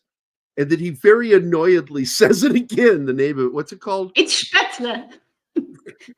And the way he emphasizes that I just said that is so fucking funny. Yeah. He's like, shut the fuck up and let me enjoy my Spätzle. Yeah. It's a kind of a pasta dish, but you have to make it from scratch. You can buy them in the store, but it's just not the same. It's rubbery as fuck. You need to beat the shit out of that dough before putting it into water. Germans do it too. So, by the way, the character I brought up earlier that Humbert goes to kill, that has been prostituting out Lolita, is played by Peter Sellers as Claire Quilty. And the scene when he catches him after a major party, he's passed out in a chair, covered in a sheet, and he says, "Quilty," and he stands there we up, go. and suddenly it's covered. It's covered. Covered, yeah. There you go. And yeah, there was one titty shot. We've been saved by a comment. Thank you. So anyway, so when he does this, he stands up and he says a line from Spartacus. And then he says, "What do you think I am, Spartacus? Are you here to crucify me?" And people have interpreted that, and I think correctly, that was a dig at Kirk Douglas and why he left Hollywood. He left Hollywood because they liked young actresses and young actors too much that were not of age. They were PDFs. And he was basically calling in that scene Kirk Douglas a PDF. That's the theory. I don't know if it's true or not, but it is awful weird that Look the next movie he did was Lolita. Waggling his finger at us, his pointing finger. How dare you, Tom? How dare you? How dare you? Captain Obvious? Of course we're nerds. Duh. I'm a geek. I went to Not Geeks all Con nerds. last weekend. Not all nerds are geeks, but all geeks are nerds. Yep. Yeah, that's it, Snort. That's the one. Spätzle, yeah. And that's It's the a dish. It's a specialty God in bless you, Anima. Western Austria. Because in the Gesundheit. video he said he had Wiener Schnitzel with Spätzle, and that's not how we eat it in the East. We have potato salad or fries with it. Spätzle is a thing of the West, but it is. Damn, good. you have allergies today? It is nothing like mac and cheese. Nothing. I had both. They are not even close. Just because they're pasta and cheese, but no. Spätzle is something else. Fuck you, Martin. At last.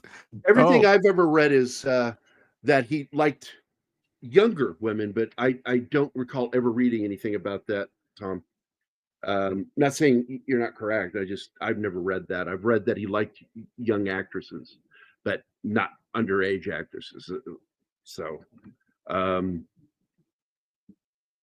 I still like Bob Hope to a certain degree, but at the same time, I think he's kind of an asshole.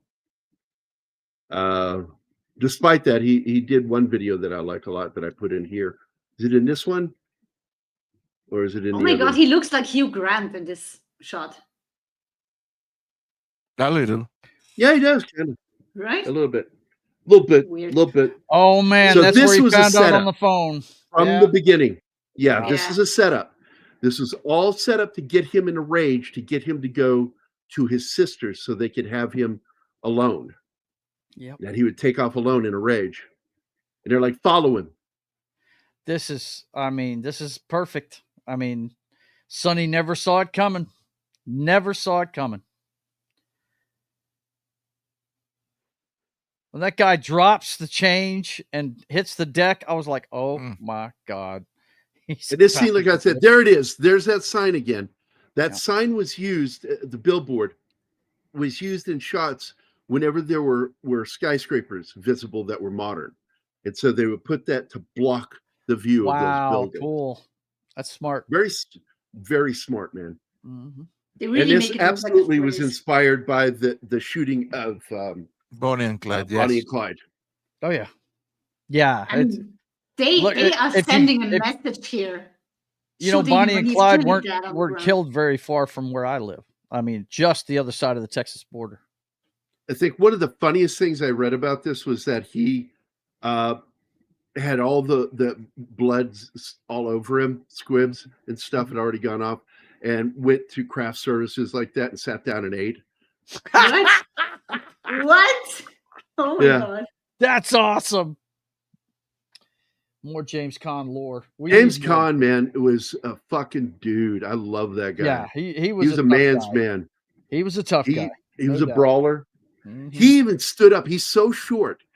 He stood up to John Wayne when he felt John Wayne cheated while they were playing chess, and stood up and confronted him about it.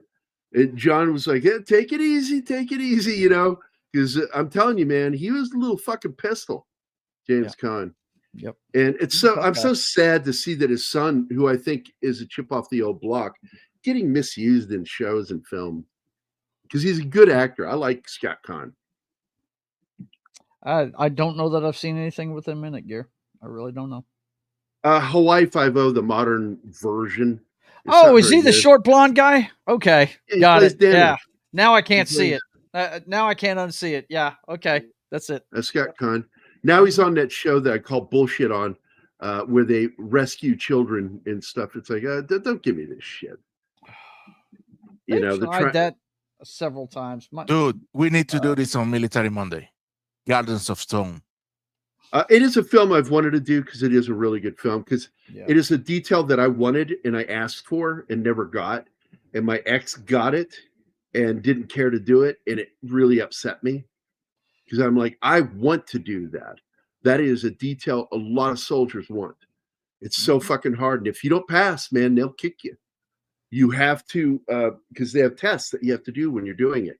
And if you don't get those moves just right, you get booted and you don't get the little badge. And that badge is highly sought in the military. So yeah, let's do that one. Put that on the list. Gardens of Stone. It's a very emotional film. Yes, I like that movie. Really, This is the one I cry in this scene. I always get so emotional watching this scene. When he finally goes to this undertaker who asked so much of him in the film, he says, "You've never come to me as a friend." And he says, "Are we friends?" And he puts his hand over to let him know we're friends. And then he asks him. Yeah. And then he says, "A time will come where I may ask you to do something, may or may not come. I may ask a service of you. A favor of you." Yep. And that's the only thing I ask is that you agree to that. And he, of course, says, "Of course." So then you find out what it is to take his son and clean him up and use putty to fill in the bullet holes on his face. Mm-hmm. So his mama can look at him. Yeah. At the funeral. And I'm like, that is fuck, dude. Yeah. Right That's there. gut-wrenching right there. No right doubt. there. Yeah. You know, he's a flake, but he's just like every great actor. He's a flake, but man, he nails everything he's in. His man. performances, man. Yep. I've always loved his acting. Look you what know, they did to my boy. Yep. There was a word that I used. It's an F word that I would refer to some of his performance being a little bit effified. I won't say what the word is. I don't like the biker movie that he did with Lee Marvin. I'm not a fan of that film. Yeah. I also despise him for what he did in the movie The Last Tango in Paris. Oh shit.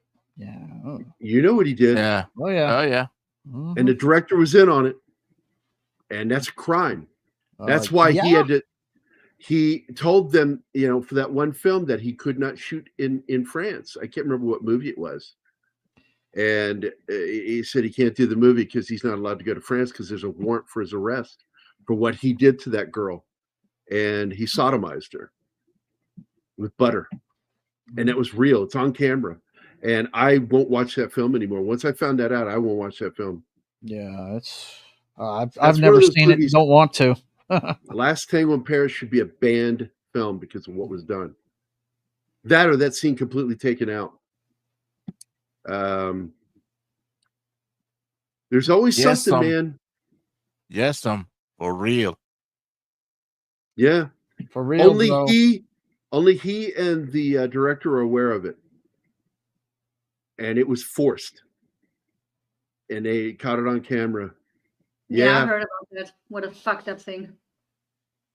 And that poor girl finally spoke up, and a lot of people were like, "Oh, that to her, what are you doing?" But eventually, people started listening to her, and the director got arrested for it. But Brando fled and never went back to France. Now that actor right there, this scene is so fucking important because he's watching as he talks and everybody talks. He's looking at specific people's reactions to things, and he puts everything together. Who did what? What? Yep. And in the scene right after it, man, when he's talking to Tom Hagen, and he explains that Barzini was the one that behind it. Richard Conti, great Italian actor, is the one behind it. He orchestrated everything because he pointed out nobody that talked at that table was smart enough to do what was done. And he saw how Barzini was behaving in this meeting. And he's like, he orchestrated everything. And that is what leads to their version of the Night of the Long Knives. Yeah. And Barzini's argument was exactly what the Tattaglias were arguing. So yeah. But why do they have the same complaint? Oh. Yep. If he should be struck by a bolt of lightning, I will have problems with some people at this table. Yeah, that's what this new movie is about. Hell in Place, the one with what's his name playing Brando. I'm probably going to watch the movie. It looks funny. What is his name? I said it earlier. He played the Phantom in the movie Billy The Zane. Phantom. Billy Zane. Billy Zane. Billy Zane looks the part. Doesn't sound the part, but he looks the part of Brando. So yeah. More great war movies. The Cruel Sea. I hated Windtalkers. No fucking way. Well, I did that movie. I fucking hated that film. I thought it betrayed those fucking American Indian Navajo that did that. Kelly's Heroes, we've already done, buddy. We've already done it. Yep. I love that movie. But sometime down the line, I wouldn't mind going back to it because that is a great movie. Another Stanley Kubrick great film he did with Kirk Douglas, a piece of shit. But Stanley Kubrick did Paths of Glory. It's a very good film. It's an anti-war film without trying to be anti-war. The Cruel Sea, I don't think I know that one. Let me look that up real quick. The only problem Kelly's Heroes had was that they were too old and they didn't have the appropriate. Oh yeah, haircut. all those guys were like in their 30s. It was ridiculous, but I still fucking love that Such a movie. fun movie. Oh, Jack Hawkins is in it. Oh, I'm gonna have to check this out, dude. I don't think I've seen this movie. There are so many British films that I wanted to see. You've got Jack Hawkins in it and Denholm Elliott. Everybody knows him from Raiders of the Lost Ark and all the way up to Last Crusade. And then he died right around 1991 from complications from surgery where he had to be given IV blood and it was tainted and he got HIV, which became AIDS and killed him. More great war movies. His wife, she was a sweetheart. She was a sweetheart, his wife. Took care of him till his death. But you can move on, Martin. There we go. I'll check it out, man. I'll check it out. Because you know, man, I love a good British war film. All right, man. You got my word, Sandra. I will look into doing that one. We can also look at what was the other one he mentioned that we haven't done? Guardians of Stones. Or was that Tom Baker? Right? Yeah, Guardians of Stone. We got to do that one. I agree with you on that one. Paths of Glory. I agree. I will never do Windtalkers. No fucking way. I fucking hated that movie.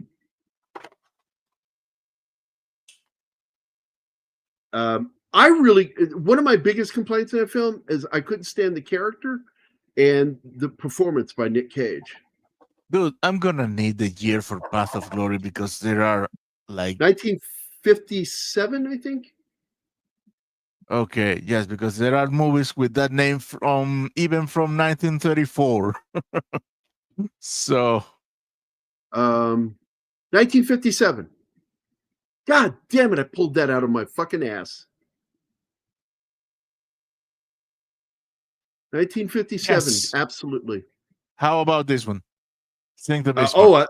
Absolutely. And the other film I want to do is not the new version, but the original one about dumping that hobo's body into the water dressed as an officer with information to confuse the Germans about D-Day. I fucking loved that movie. Did they a movie about that? 2 movies. I didn't like the new one. The original film is much better. It's kind of a comedy, but there's Johnny Fontaine, Frank Sinatra. Now this is where we get to see Frito for the first time, and he's letting Mo Green kind of bully him around. Michael doesn't like that. No, he does not. Which is why he ends up getting included in the Night of the Long Knives, their version of it. They don't call it that. Yeah, The Man Who Never Was. Fucking great movie, dude. I want to do that film too sometime. He made a great movie in the 1930s. Adolphe Menchou. Adolphe Menchou. Adolphe Menchou. That's a French name. Yep. I don't know what that is. Apparently a French person making movies. I have never heard that name before. Another film I'd like to do sometime is the movie El Cid. I see that ice cold, and it looked like Sid, and it made me think of El Cid with Chuck Heston. Love that movie, dude. I like Tobruk too. Yeah, Operation Paperclip. Not Operation Brilliant. Paperclip. Nobody ever expects Operation Paperclip. Nobody ever expects Operation Paperclip. So Michael's pissed here, and he says, "Get the broads out of here." And Yeah, he doesn't. get the He's music, there for get the business, band not out of for here. a party and girls. And he's not happy. Fredo is acting. He's really unhappy with his brother. And then Mo Green comes in. And he pulls the chair out for Mo Green to sit down, and that absolutely gets under his skin. Gets his hackles up. His brother's too impressionable, and he's been pretty much. Well, he's not smart. Yeah, he's not smart, and you kind of get more of that. Like when Daddy gets shot, he took forever to get out of the car, and he fumbles the fucking gun to shoot back. You know, he's just not there. You know, and kind of the idiot brother. Good actor, by the way. Sonny wasn't. Yeah, too he's bright, great. too. Him and Pacino were in a movie called Dog Day Afternoon. Dog Day Afternoon. Fantastic. Yeah. I talked to Anima about that. Go ahead, Anima. I just think none of Michael's brothers were smart. That's how Vito has always known that one day it has to be him, or it goes to another family. Michael is the only one capable of leading this. Sonny is too angry, and Fredo is too fucking dumb. Yeah. So it had to be Michael. It insists upon itself. It insists upon itself. It must be so. And wait, here we go. By what name are you known? There are some who call me Tim. I want to get another South Park video just for Tim. Timmy. And basically, I've told people. Basically, he's what's his name from Guardians of the Galaxy? Groot. He's Groot. Mm-hmm.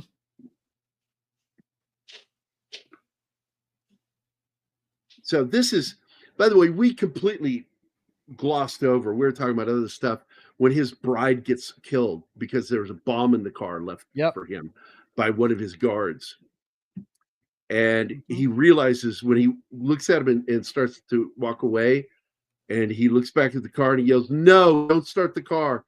She does. She dies. And she's so eager to drive all the time. Yeah, she wanted to drive.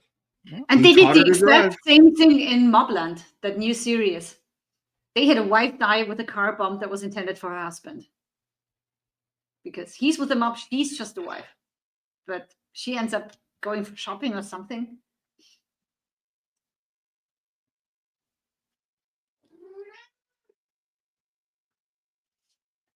This is where he says, "I find I'm drinking too much wine now, or drinking a lot of wine now." He says, "I'm trying to relax a little bit, you know."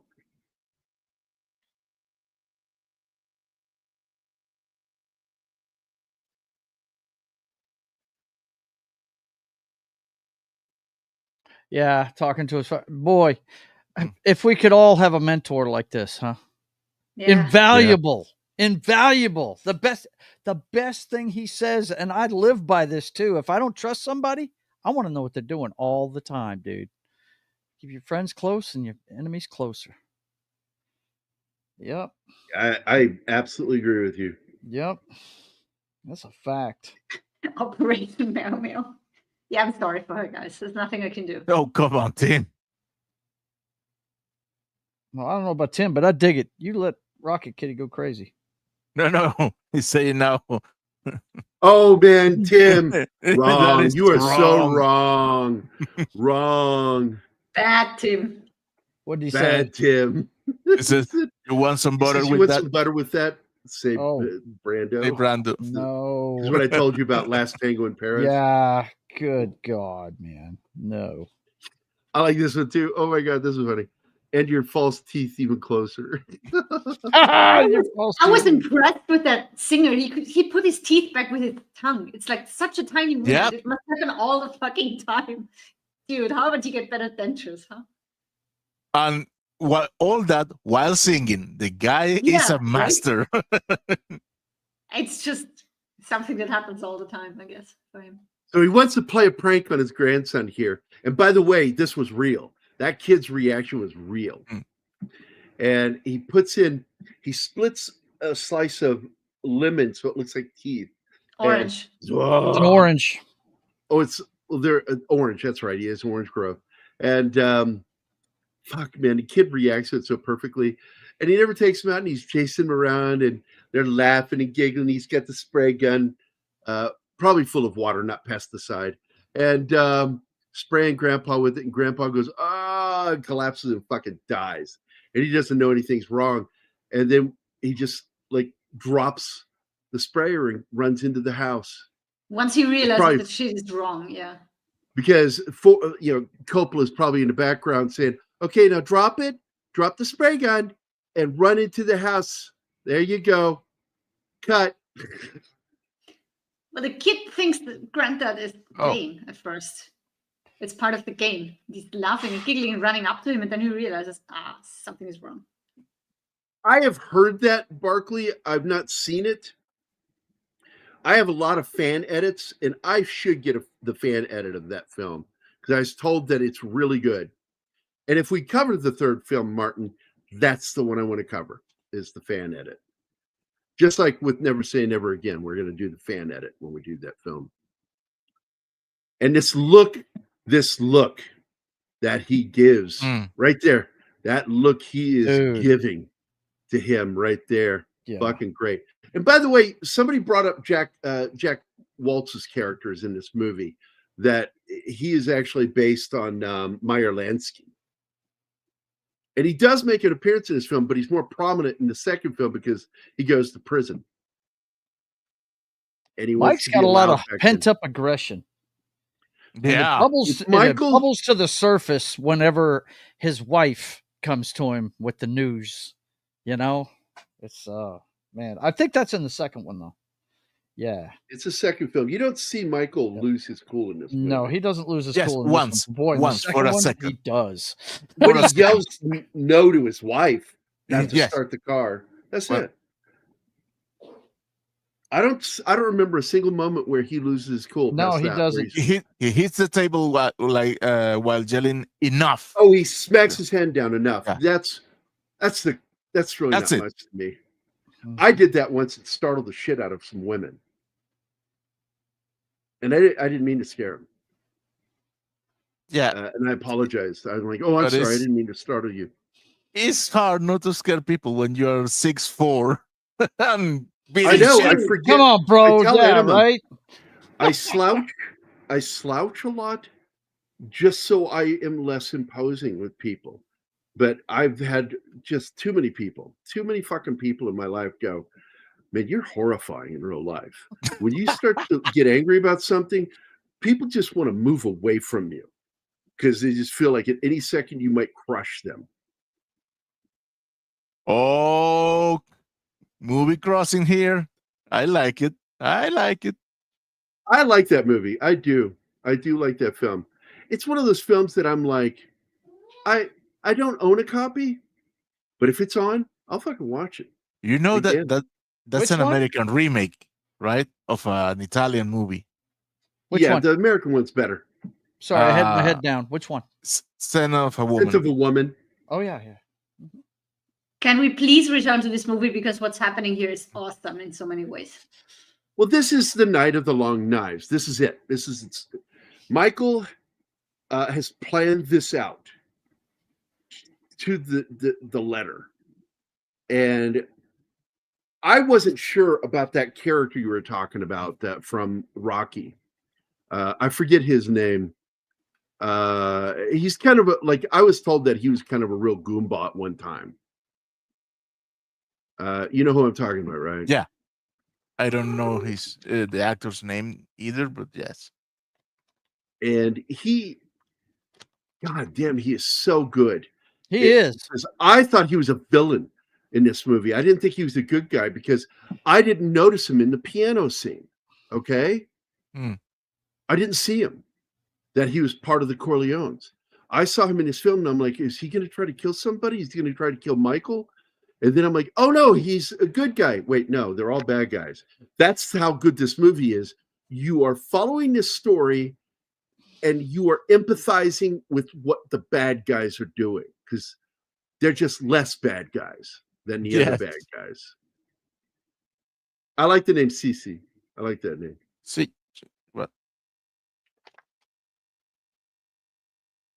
Oh, all right. You have to love this those is the Cadillacs. scene. Is the scene that inspired the courtroom scene, the front of the courthouse scene in Batman 1989. Yeah, because the crowd scatters. Your Uncle Bingo. Guys, I gotta go. I got a show in a half an hour. Take care of yourselves. It was fantastic. Yeah, get the fuck out of here, Joe. I'm tired of you. I know. I know you're tired of my lip and my drawing. I know. All right. You guys be good. I'll see you. All right, buddy. See you later. Yeah. Imagine that. I love that guy. Coming to a stream just to be dawdling all the time. When he's coming up those stairs, man, I'm like, oh my God, is he going after Michael? What's going to happen here? The first time I saw this, I was shocked by this character, not knowing that he worked for the Corleones. Oh no. I have seen you've seen in plenty of scenes with the Corleone gang. I told you I didn't notice him. What? I was looking at other things, the things you're supposed to be looking at, and I wasn't noticing him. Next time that when you rewatch this, look for him. I don't have to. I've seen him. Listen to me. The first time I saw this, I didn't notice him. I've seen him plenty of times. You know, Martin, just understand, I do know now as an adult, but when I was a little kid, saw this first time, I thought he was a bad guy and he's going to kill Michael at the, at the church. He's shooting with style. Look at his pose. Yeah. Oh yeah. Right. He's dancing through and it. The shot he takes up at the top of the stairs when he goes running up the stairs, he fucking hit him at about 50 feet. I'm like, that's a pretty good fucking shot. Well, it's he 20 feet aimed to about the fourth step. I like it. He aimed. He lowered his stance. He was like Joe Spinell. Joe Spinell. Thank you. And yes, we brought this up earlier that he played Rocky's boss. That's what he's best known for, is that movie. And he's a good fucking actor. He usually plays greaseballs, bad guys. Oh, he's got that look. Look at that. Sofia Coppola. Yes, she is. Yep. So Talia was playing the mother to her sister. Here it is. This is where the plan to kill him starts. And I love the fact that Michael, to his face, says, "You think that I would make my sister a widow?" Yes, No. he would. I just want you to admit what you've done. A bunch of people killed while doing the baptism vows. The kid has no idea what's going on. And you go all the way back to Vito. Vito said, "We don't bring him in. We don't involve him." He didn't like him from the get-go. Vito. Mm-hmm.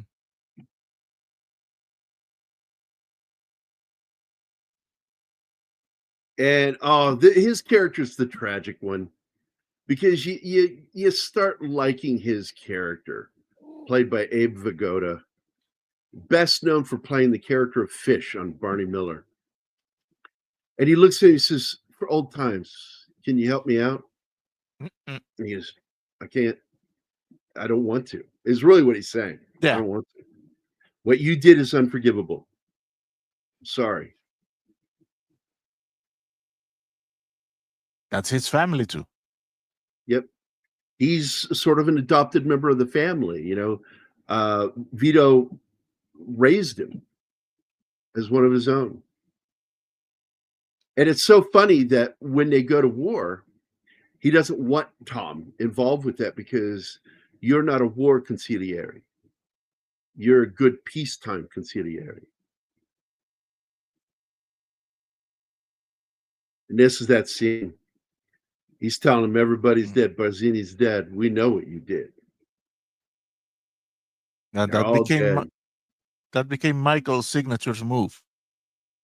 Kill everybody at the same time. Yep. Don't fuck around. Don't spread it out, because you put people on edge. Catch them when they're not expecting it, all at one time.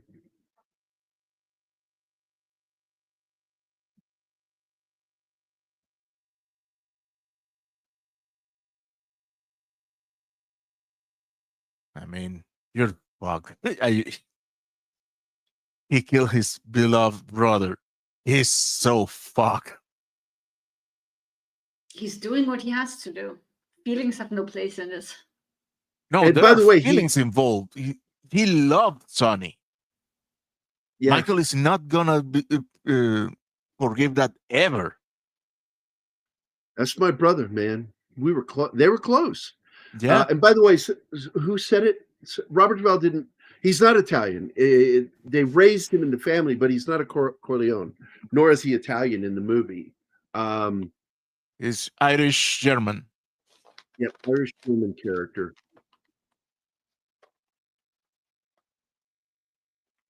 Now that has to be a powerful kick. His name, Hagen, That was a brutal scene. is Scandinavian. That's like Sweden or some shit.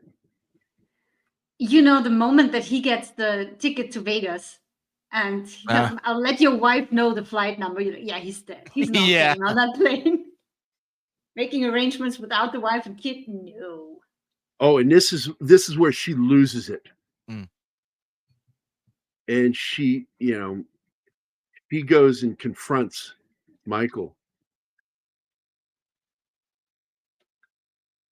And Michael, all he does is he hugs her.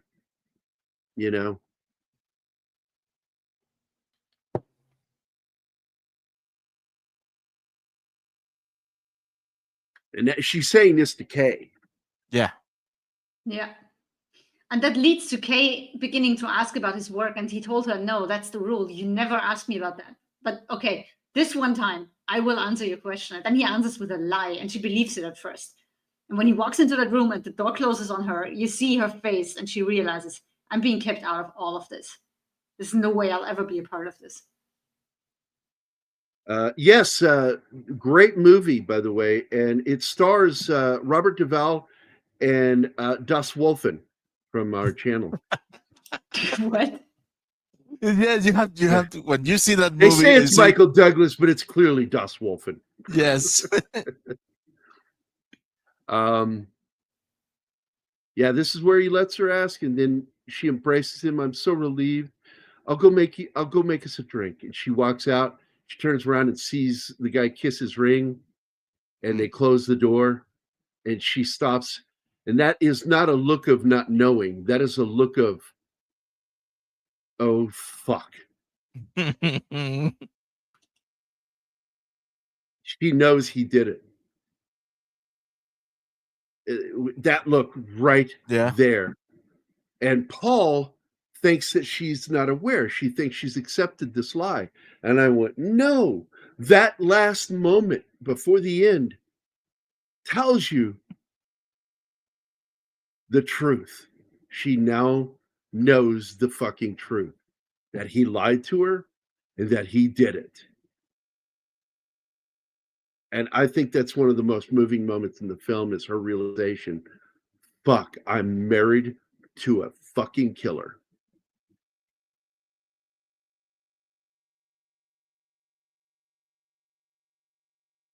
I have trouble with that movie because that's me and my dad. And I've tried watching it and I have trouble, but I should probably watch it now that I'm, 61. I should be able to stomach the film, stop being an injured little boy. The scene that gets to me is the bouncing the ball off his head. It just fucking hit a note with me. So, but anyway. Oh man, this movie. 3 I hadn't hours that seen you it don't. until yesterday, but man, I've been looking forward to watching this. I knew it was a classic, and that's all I knew about it. But Those I are just love 3 it. hours that you don't feel passing. You are glued to the No, screen. You're, oh right? my god, oh my god. This movie is awesome. I wouldn't say perfect because nothing is perfect, but it's very close to It's perfection. very close to perfect, yeah. And I mean, there's so many movies that are just 1.5 hours, and they feel like way longer than this Yes. one. This one Ma- is just I so mean, good. for me, this one and Gone with the Wind. Oh, That's another one well, I haven't seen yet. Gone with the Wind is being my favorite movie We do need to ever. see that movie. We need to see that movie because I do like that movie, Gone with the Wind. That moment, and that was a film not made to make money. That movie was made to win an Oscar. A lot of people don't realize that that's what's the old guys that were the head of the studio system used to do. They would spend a little bit of money here and there on these other films, but they would have one or two tit peg movies that they wanted out there specifically to get an Oscar because the Oscar meant money for that studio. So Scorsese's a bit of an asshole, but I also really like him too, Tom. I'm a big fan of his work, but I think in secret, I would probably dislike him as a person because I've seen some of the shit he said that just annoyed me, irked the crap out of me. But I love his fucking movies. I even love that movie as a Catholic. I love the movie The Last Temptation. I thought it was a solid film. And I kept telling fellow Catholics, like, you realize that the entire story that happens in that movie takes It's place in the fake. blink of an eye. It took place in the blink of an eye. It's all false. It's all there Yes. to Be- give Jesus that one moment where he thinks that God relieved him of doing this. But then at the end, after everything falls apart, he's fuck, man. I'm serious. Harvey Keitel is Judas Iscariot. With a fucking Brooklyn accent as Judas Iscariot. Jesus, what do you think you're doing? What are you doing? You're letting the world fall apart, and I fucking laugh at that, but I think it's a great film. You've got Willem Dafoe playing Jesus, and back before he got too horrifying looking. And great fucking cast, man. Peter Gabriel with the soundtrack. And I love that soundtrack. And then finally, he realizes he's made a mistake and he begs God, put me back on that cross. I'm so sorry. I failed. Please put me back. I beg of you to save mankind. Please put me back. And then he finds out he never left the cross. It all happened in his mind in an instant. And then he dies on the cross. And he delivers a line. It is accomplished, is what he says. And people, and it's what's great about that to me, structurally, story-wise, is that, what did he mean when he said that? That's part of the record of what he said as he was dying. His last moment was, it is finished, or it's like, no, that's not what he said. It is accomplished. What did he mean by that? And in here, he takes a moment to tell how he was tempted to not have to die, that he can marry Mary Magdala and have children, a family, and grow old and all that shit. And it never happened. It was all in the devil doing one more attempt at tempting him away from saving man's souls. And he does. It is accomplished. Wait a minute, what? Coppola is good too, but I didn't like Megalopolis. I won't even see the movie. I saw the trailer and went, nah, I'm not going to watch this. It looks like crap. Could be, but I'm proud of him that he took his own money and took that risk, because that's the way he always was. I mean, he made that movie with Val Kilmer, that horror film. It's awful, but I still watch it because it's got a great cast. The one, the vampires one, right? Yeah. If it is vampire, it's such a weird movie. Yes. And years later, they re-edited and it's supposedly very different. And I have been unable to get my hands on that re-edition. Yeah, it's still out there because it's a fan. It's considered a director's cut or something. I don't know.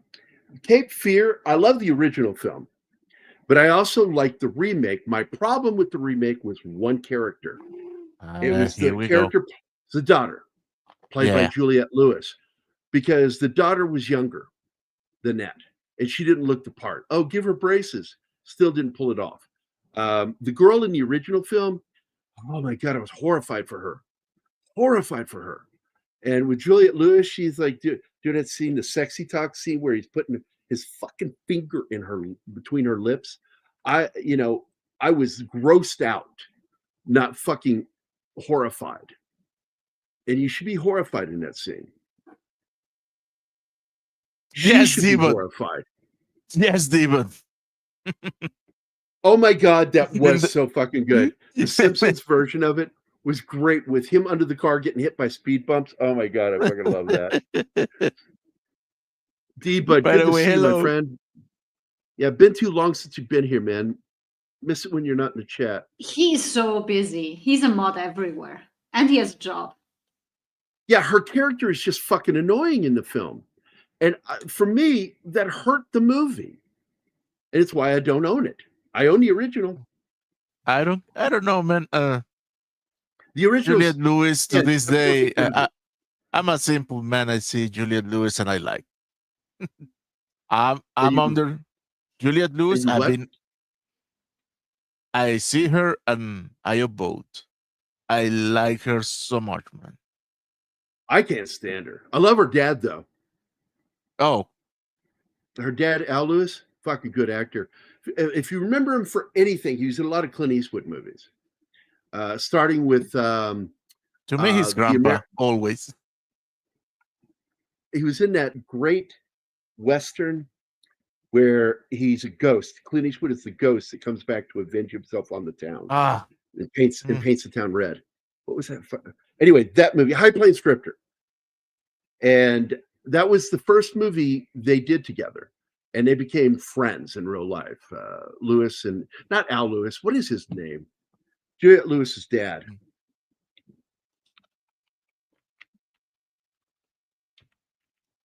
Her dad is a great fucking actor.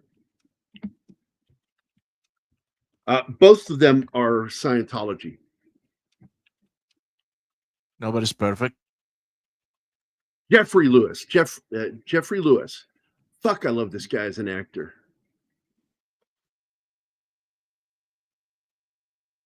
I'm trying to find. God damn, he's a good actor. What I remember him most is being in the Clint Eastwood Any Which Way But Loose movies as his buddy. And just he has this certain look to him. Let me see if I can share the page. Present, share page. Jeffrey Lewis. There we go. So you'll know who I'm talking about. This guy.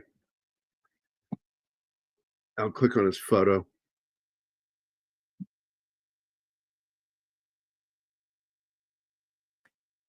Do you recognize him yet? Yeah. Did you the movie the vampires movie? Yes, Salem Slot. He was the groundskeeper, and he does that creepy scene where he's rocking in the rocking chair. The old man goes and has a heart attack, goes into the room, opens that door, and he's rocking. And he goes, "Do you see what they've done to me?" He's got the crucifix and he has a fucking heart attack. Oh, I love that fucking movie. It's Salem Slot. The original is so fucking good. And that scene, Jeffrey Lewis in that rocking chair was so scary, scared the shit out of me as a kid. You were a skittish kid. And he shot some film of a family Gary, wedding. Private chat, please. Oh shit! Yeah, I'm sorry. It took us so long to go through that movie. That's interesting, man. Do you have a copy of that? I won't share it on the show, but I would love to see that, dude. Just to get a glimpse of it. It's like Neville Brand, weird and good actor. Well, Sterling Hayden, same way. The guy that played Captain McCluskey in this, or Chief McCluskey. Captain. Or Captain. He was Captain. Okay, so Captain McCluskey. And I would love to do both those movies, by the way, Every Which Way But Loose and Any Which Way You Can. I like both those films. I really do. They were like, what do you call that? Where you have like the things you like to snack at night, you know, your dirty little feel-good movies. But there's something I watch and I don't talk about. I just don't talk about them. So it's like that, you know, in my dirty little favorite things. I watched the first one with you and I loved it. You've got to rip that, dude, just so I can see that, brother. I would love to see that, D-Bud. I really would. All right, we're going to get the fuck out of here. I can hang out with you guys all fucking day. You know that. But there, by the way, there's a photo of him, Jeffrey Lewis with Clint Eastwood and Clyde. And I forget the actress. It's Beverly D'Angelo. Beverly D'Angelo that played the girl that's on hanging on to Jeffrey Lewis.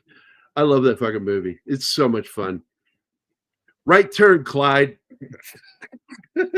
Goes out. Fucking hits that biker. Oh man, I love that movie. So anyway, I want to thank Gambit, Tom Baker, Bill Barkley, Snorty, Slasher, John Ostains, Zax, DC. What is DC, Martin? I don't know. That is a new name. Yes. Oh, it's a person name. Yeah. Okay, DC. Thanks for popping in. They're not together, so I assume you're not a DC Comics fan. I don't know, maybe. Hell in Place, Sandra Hammerschlag, Penny, and thanks for those suggestions, guys. I really appreciate it. Penny, Peter Vickman's fan site, also known as Vickman's Girl, our good friend. D. Bud Martin, the hardest working wrench going. And thank you for taking time out today, D. Bud, to drop in and talk to all of us. We all appreciate it. Maybe Tom doesn't. I don't know. I don't know what Tom feels. Tom's hard to read. Some days Tom's like, I love you guys. And some days Tom's like, you guys put out crap. Yeah, you're not allowed to bring up Jean-Claude Van Damme because he hates the guy. That will make him angry for the whole show. And just so you know, Tom, you don't ever upset me with any of your remarks. You never do. I look at him and I'm like, I kind of understand where you're coming from because you're kind of a douche. But you're one of those douches that I would probably fucking hang out with because I like the stuff you talk about. So there you go, buddy.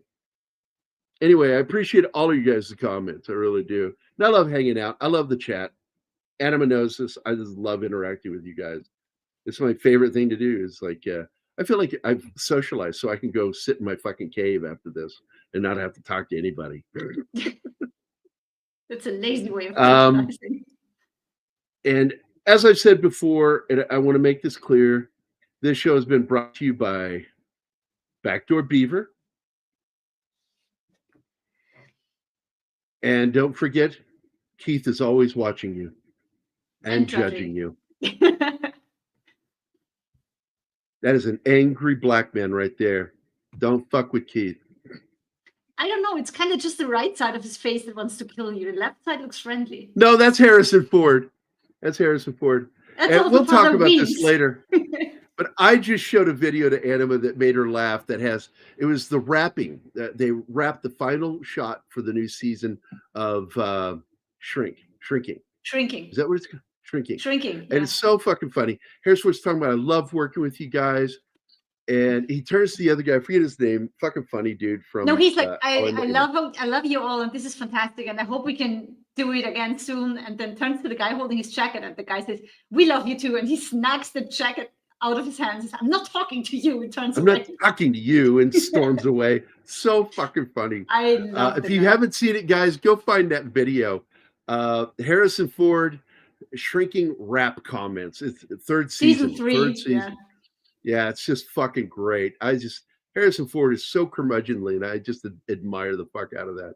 All right, everybody, have a great fucking day. We will see you guys on Friday. Keith, I don't know, is he doing a show tomorrow? Yes. As far as I know, yes. Well, if not, Ben can stand in. Cool. He proved it last week.